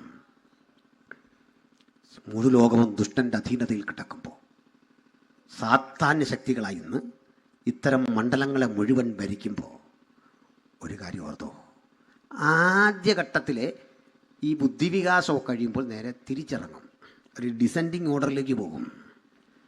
കുട്ടിക്ക് പഴയ ഓർമ്മയില്ല, പഴയ ബുദ്ധിശക്തിയില്ല. ഒരു മതിഭ്രമം ബാധിച്ചവനെ പോലെ സ്ഥലകാല സീമകളെ കുറിച്ച് ഓർമ്മയില്ലാതെ, അറിവില്ലാതെ, നല്ല നിലയിൽ പണ്ട് പഠിച്ച് +2 പാസ്സായ കുട്ടിയെ, എഞ്ചിനീയറിംഗിനും മെഡിസിനും ഒക്കെ വിട്ട കുട്ടിയാ ഇന്നിത് നിലയൊക്കെ മാറി, രീതിയൊക്കെ മാറി, രൂപമൊക്കെ മാറി, കോടികൾ മുടക്കി പഠിക്കാൻ അയച്ചതാ. ചൈനയിലും റഷ്യയിലും ഒക്കെ അയച്ചതാ. ഇന്ത്യയിൽ തന്നെ പലയിടത്തും ക്യാപിറ്റേഷൻ ഫീസ് കൊടുത്ത് അയച്ചതാ. പക്ഷെ രക്ഷയില്ല. ഈ നിരാശക്കടിമപ്പെട്ടവനെ പിടിച്ചെടുത്ത് അവനെ തിരിച്ചു കൊണ്ടുവരാൻ ഒരു കൗൺസിലിംഗ് വിദഗ്ധരും കഴിയില്ലാന്ന് ഞാൻ എന്താ ഉറപ്പ് തരാം. അവനെ തിരിച്ച് ജീവിതത്തിലേക്ക് കൊണ്ടുവരാൻ ഇന്ന് വരെ ശാസ്ത്രലോകം ഒരു മരുന്നും കണ്ടെത്തിയിട്ടില്ല. മനസ്സിനെ ബാധിച്ച മാരകമായ ഈ പ്രശ്നത്തിനെ നമ്മുടെ ഞരമ്പുകളെ ത്രസിപ്പിച്ചോ അതിനെ ഉറക്കിയോ കിടത്തുന്ന തരം മരുന്നുകൾ നിരന്തരം കഴിച്ചുകൊണ്ടിരുന്നാൽ ക്ഷീണം വർദ്ധിക്കുന്നതല്ലാതെ പ്രത്യേകിച്ചൊരു ഗുണവുണ്ടാകുകയില്ല. അല്ലെങ്കിൽ കുറെ കൂടി ആളുകൾക്ക് ഷോക്ക് കൊടുത്ത് ഉറക്കി കിടത്തുന്ന വിദ്യയൊക്കെ ഉണ്ട്. അത്തരത്തിലെ വഴികളിലൂടെ മാത്രം മനുഷ്യൻ പോയി കഴിഞ്ഞാൽ, കുട്ടികളെ കൊണ്ടുകൊടുത്തു കഴിഞ്ഞാൽ അവരുടെ ഭാവി എവിടെ ചെന്ന് നിൽക്കും? അനിശ്ചിതത്വത്തിന്റെ ആ ലോകത്തിലാ പലരും ചെന്ന് നിൽക്കുന്നതെങ്കിൽ ഇത്തരം ബന്ധനങ്ങളെ തകർക്കാൻ ഒരു ശാസ്ത്രവിധിയുമില്ല, ഒരു മന്ത്രവാദിക്കും ഒരു ആഭിചാരകനും കഴിയില്ല. എങ്കിൽ ഇതാ ഇതിന് മീതെ ജയം തരാൻ കഴിയുന്ന സ്വാതന്ത്ര്യത്തിന്റെ വക്താവായ നസ്രേനായ യേശുവിന്റെ സുവിശേഷം ഉയർത്തിക്കാട്ടിക്കൊണ്ട് ഞങ്ങൾ പറയുന്നു, സ്വാതന്ത്ര്യത്തിനായി ക്രിസ്തു നമ്മെ സ്വതന്ത്രരാക്കി. അടിമനുഖത്തിൽ കുടുങ്ങിപ്പോകരുത്. വിലപിക്കുന്ന നിന്റെ കുടുംബത്തിന് ഉത്തരം തരാൻ, നിന്റെ തകർച്ചയ്ക്ക് പ്രതിസന്ധിക്ക് ഉത്തരം പകരാൻ, നിരന്തരം ശാപം ഏറ്റുവാങ്ങി തകർന്നുടഞ്ഞ നിന്റെ ജീവിതത്തിന് ഉത്തരം തരാൻ ഒരു വഴിയും എന്റെ ജീവിതത്തിൽ ഇല്ല, നിരാശ മാത്രം ബാക്കി, ആത്മഹത്യയുടെ മുനമ്പത്ത് നിൽക്കുന്ന നിനക്കൊരു പ്രശ്ന പരിഹാരം തരാ. നസ്രയനായ യേശുവിന്റെ ദയാവായ്പിന്റെ സുവിശേഷം ഇതാ ഈ രാത്രി ജീവസുറ്റ അനുഭവത്തോടെ ഇന്ന് നമ്മുടെ മധ്യേ സഞ്ചരിക്കുന്നു. അത് ഈ അകത്തിരിക്കുന്നവർക്ക് മാത്രമല്ല, ഭവനങ്ങളിൽ ദൂരത്തെ വഴിയരികിൽ ഈ ശബ്ദം ഏകാഗ്രതയോടെ ശ്രവിക്കുന്ന സകലർക്കും സുവിശേഷം വിമോചനമാണ്. അതിന് പണച്ചെലവില്ല സ്നേഹിത. അത് നിനക്ക് വേണ്ടി, നിന്റെ കുടുംബത്തിന് വേണ്ടി ഇന്ന് ഇടപെട്ടുകൊണ്ടിരിക്കുന്നു. ആർക്ക് വേണം ഈ സുവിശേഷത്തിന്റെ ചൈതന്യം? ആർക്ക് വേണം ഈ സുവിശേഷത്തിന്റെ ബലം? അത് വിശ്വസിക്കുന്നവർക്ക് രോഗശാന്തിയാണ്, മാരക രോഗങ്ങളെ അതിജീവിക്കാൻ കൃപയാണ്. മാനസിക രോഗങ്ങളുടെ മീതെ, ഭ്രാന്തിന്റെ മീതെ മനുഷ്യൻ ചികിത്സിച്ചിട്ടും കൗൺസിലിംഗ് നടത്തിയിട്ടും മാറാത്ത മാരക പ്രതിസന്ധികൾക്ക് മീതെ, അല്ലെങ്കിൽ കാർമേഘം പോലെ കലുഷിതമായ ശാപങ്ങൾക്ക് മീതെ ശാശ്വത സമാധാനം നൽകുന്ന ഈ സുവിശേഷം ആർക്ക് വേണം? ഈ ക്രിസ്തു ചൈതന്യം, ഈ ക്രിസ്തുവിനെ ഹൃദയത്തിൽ സ്വീകരിപ്പാൻ, ഈ സ്വാതന്ത്ര്യം കരഗതമാക്കാൻ ഒരാളെങ്കിലും ഇന്ന് രാത്രി ആഗ്രഹിക്കുന്നെങ്കിൽ എനിക്കായി, എൻ്റെ കുടുംബത്തിനായി, എൻ്റെ കുഞ്ഞിനായി, എൻ്റെ പ്രിയപ്പെട്ടവനായി ഒന്ന് പ്രാർത്ഥിക്കണേ. അതിന് പണച്ചിലവില്ല സുഹൃത്തേ, എൻ്റെ കുഞ്ഞെ. അതിന് യാതൊരു വിധത്തിലുള്ള വഴിപാടുകളുടെ ആവശ്യമില്ല, അതിന് നേർച്ചകാഴ്ചകൾ ആവശ്യമില്ല. ഇതാ പ്രവർത്തിക്കുന്ന ഒരു യേശു, ഇതാ അതിന്റെ ജീവിതത്തെ കണ്ടറിഞ്ഞ് സുഖപ്പെടുത്തുന്ന ഒരു ദൈവചൈതന്യം, അടിമുടി ചികിത്സിച്ച് നിന്നെ പൂർവാവസ്ഥയിൽ എത്തിക്കാൻ കഴിയുന്ന ആ മനോഹര സ്ഥലത്ത് നീ എത്തിയിരിക്കുന്ന. ലോകത്തിലെ ഏറ്റവും വലിയ വിടുതലിന്റെ കേന്ദ്രം ഏതെങ്കിലും തീർത്ഥാടന കേന്ദ്രമല്ല, മനുഷ്യൻ പടുത്തുയർത്തിയ അമ്പര ചുംബികൾ, പണം കൊടുത്ത് മനുഷ്യൻ വാങ്ങുന്ന ഏതെങ്കിലും തരത്തിലെ ശില്പങ്ങളല്ല, മറിച്ച് ജീവിക്കുന്ന ക്രിസ്തുവിന്റെ ചൈതന്യം. അത് ഹൃദയത്തിൽ ഏറ്റുവാങ്ങ്. നീ സൗഖ്യപ്പെടുന്ന രാത്രി, അനുഗ്രഹിക്കപ്പെടുന്ന രാത്രി, ആർക്കും വഴിതടയാനാവാത്ത വിധത്തിൽ നിന്റെ ഉയർച്ചകൾ മുന്നോട്ട് കുതിക്കുന്ന രാത്രി, ആരും തടയാത്ത വിധത്തിൽ നിന്റെ അനുഗ്രഹങ്ങൾ മുന്നേറുന്ന രാത്രി, ആർക്കും വഴിതടയാനാവാത്ത വിധത്തിൽ നമ്മുടെ മുന്നേറ്റങ്ങളുടെ രാത്രി. അതിന് പ്രായം തടസ്സമല്ല, പണപരമായ പിന്നോക്കാവസ്ഥ തടസ്സമല്ല, ഏത് ജാതി, ഏത് വർഗം, ഏത് വർണ്ണം, അത് വ്യത്യാസമല്ല. ഇതാ പ്രവർത്തിക്കുന്ന യേശു. ആർക്ക് വേണം ഈ ക്രിസ്തു ചൈതന്യം? നാഥ, എന്നെ ഒന്ന് തൊടണമേ. ഞാൻ മാരക രോഗി, സൗഖ്യമാക്കണമേ. എൻ്റെ കുടുംബത്തെ ഒന്ന് തൊടണമേ. എൻ്റെ കുഞ്ഞിനെ തൊടണമേ. സമാധാനം നഷ്ടപ്പെട്ട എൻ്റെ ജീവിതാവസ്ഥയ്ക്ക് മീതെ നീ ശാശ്വത തണലായിരിക്കണമേ. ഒപ്പം ഇവിടെ പ്രസംഗിക്കപ്പെട്ട യേശു ഉലകത്തിൻ്റെ രക്ഷകൻ. രക്ഷ യേശു ക്രിസ്തുവിന്റെ രക്തത്തിലൂടെ മാത്രം. അത് കരഗതമാക്കാൻ ആർക്കിന്ന് രാത്രി മനസ്സുണ്ട്? എനിക്ക് ആ രക്ഷകനെ വേണം, എനിക്ക് ആ രക്ഷകന്റെ അനുഗാമിയാകണം, എനിക്ക് ആ രക്ഷകന് വേണ്ടി നിൽക്കണം. അവിടുത്തെ പാവനമായ ക്രൂശ് വിശ്വാസത്താൽ എനിക്കെന്റെ ചുമലിലേൽക്കണം. യേശുവിന് വേണ്ടി മരിക്കേണ്ടി വന്നാലും ദൃഢചിത്തതയോടെ നിൽക്കണം. എനിക്ക് സ്നാനമേൽക്കണം, യേശുവിന്റെ മകളാകണം, യേശുവിന്റെ മകനാകണം. എനിക്ക് യേശുവിനെ പ്രസംഗിക്കണം. യേശുവിനെ പ്രസംഗിച്ചും പാടിയും എൻ്റെ കർത്താവിനായി ജീവിക്കണം. ഉലകത്തിൻ്റെ രക്ഷകനെ എനിക്ക് അനുധാവനം ചെയ്യണം. ആർക്കാഗ്രഹമുണ്ട്? ഈ പറയപ്പെട്ട ഏതെങ്കിലും വിഷയത്തിൽ നിങ്ങൾക്കൊരാത്മസമർപ്പണമുണ്ടെങ്കിൽ കണ്ണുകൾ അടച്ചാട്ടെ. ഒരാത്മസമർപ്പണമുണ്ടെങ്കിൽ, ഒരു പ്രാർത്ഥന നിങ്ങൾക്കുണ്ടെങ്കിൽ കണ്ണുകൾ അടയ്ക്കുന്ന കൂടെ എനിക്കായി ഒന്ന് പ്രാർത്ഥിക്കണമേ. ഞാനിതാ എന്നെ സമർപ്പിക്കുന്നു യേശുവിനെ അനുഗമിക്കാൻ, രക്ഷാനുഭവം പ്രാപിക്കാൻ. യേശുവാണെൻ്റെ രക്ഷകൻ, ഞാൻ ഉൾക്കൊള്ളുന്നു. എനിക്ക് സ്നാനമേൽക്കണം. ഞാൻ സ്നാനമേറ്റു, യേശുവിൻ്റെ പൈതല, എനിക്ക് യേശുവിനെ പ്രസംഗിക്കണം. ഞാൻ യേശുവിനെ പ്രസംഗിക്കുന്നുണ്ട്, പോരാ, അതിന് മൂർച്ച വേണം, തീവ്രത വേണം. കൂടുതൽ സമർപ്പണത്തോടെ എനിക്ക് യേശുവിനെ അനുഗമിക്കണം. ഞാൻ മാരക രോഗിയാ, എൻ്റെ കുഞ്ഞു രോഗിയ, എൻ്റെ പ്രിയപ്പെട്ടവൾ രോഗിയ, പ്രിയപ്പെട്ടവൻ രോഗിയ. എനിക്കായി ഒന്ന് പ്രാർത്ഥിക്കണം. ആർക്കാഗ്രഹമുണ്ട്? അങ്ങനെ ഹൃദയത്തിൻ്റെ ഉള്ളിൽ വ്യക്തമായ പ്രേരണ ഉള്ളവർ മാത്രം, അങ്ങനെ ആത്മാവ് ഹേമിക്കുന്നവർ മാത്രം കരമുയർത്തിയാൽ ഞങ്ങൾ നിങ്ങൾക്കായി പ്രാർത്ഥിക്കും.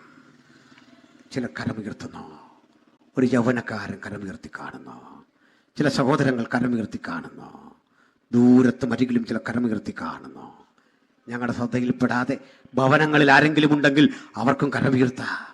ഞങ്ങൾ പ്രാർത്ഥിക്കും. ചില കൂടി കരമുയർത്തി കാണുന്നു. കരമുയർത്താൻ ദൈവത്തിൻ്റെ പരിശുദ്ധാത്മാവ് ഉള്ളിൽ പ്രേരണ തന്നെങ്കിൽ ആരെയും നോക്കരുത്. വ്യക്തമായ പ്രേരണ ഇല്ലെങ്കിൽ ആരും കരമുയർത്തുകയും അരുത്. ഉയർത്തിയ കരങ്ങൾ താഴ്ത്തിയിടാം. പുതുതായി ആരെങ്കിലും ഉണ്ടോ? Anybody else? Thank you brother, thank you sister, God bless you. Thank you brother, God bless you. ദൂരത്ത് ഞങ്ങളുടെ ദൃഷ്ടിയിൽപ്പെടാതെ ആരെങ്കിലും, ഞാൻ ഒരു വാക്കിൽ പ്രാർത്ഥിക്കുന്നു. പരിശുദ്ധനെ, ഞങ്ങൾ അങ്ങയുടെ നാമത്തെ ഉയർത്തുന്നു. ഞങ്ങൾ നിൻ്റെ ശബ്ദം കേട്ടല്ലോ. ഞങ്ങൾ ഈ വചനത്തിൻ്റെ മുമ്പിൽ ഞങ്ങളെ സമർപ്പിക്കുന്നു. രോഗികൾ, അശരണർ, കഷ്ടപ്പെടുന്നവർ, ദുരിതം അതിൻ്റെ ആഴങ്ങളിൽ സഞ്ചരിക്കുന്നവർ, കുടുംബസമാധാനം നഷ്ടപ്പെട്ടവർ, ശാപത്തിൻ്റെ വിളനിലങ്ങളിൽ സ്വയം തകർന്നു പോയവർ, അങ്ങനെ ആരെങ്കിലും ഇന്ന് പ്രാർത്ഥന അപേക്ഷിച്ചെങ്കിൽ നസ്രയനായ യേശുവിൻ്റെ കരം തൊട്ട് അവർക്ക് ശാശ്വത സൗഖ്യവും ആശ്വാസവും നൽകണമേ. ഒപ്പം തമ്പുരാനെ, അങ്ങേ ആരെങ്കിലും രക്ഷിതാവായി സ്വീകരിച്ചെങ്കിൽ, അവർ സ്നാനത്തിലേക്ക് നയിക്കത്തക്ക വിധം ആരെങ്കിലും സമർപ്പിച്ചെങ്കിൽ, അവരെയും ഞങ്ങൾ അനുഗ്രഹിച്ച് പ്രാർത്ഥിക്കുന്നു. അവിടുന്ന് പ്രാർത്ഥന കേട്ടുകൊണ്ട് സ്തോത്രം. യേശു ക്രിസ്തുവിൻ വിലയേറിയ നാമത്തിൽ തന്നെ.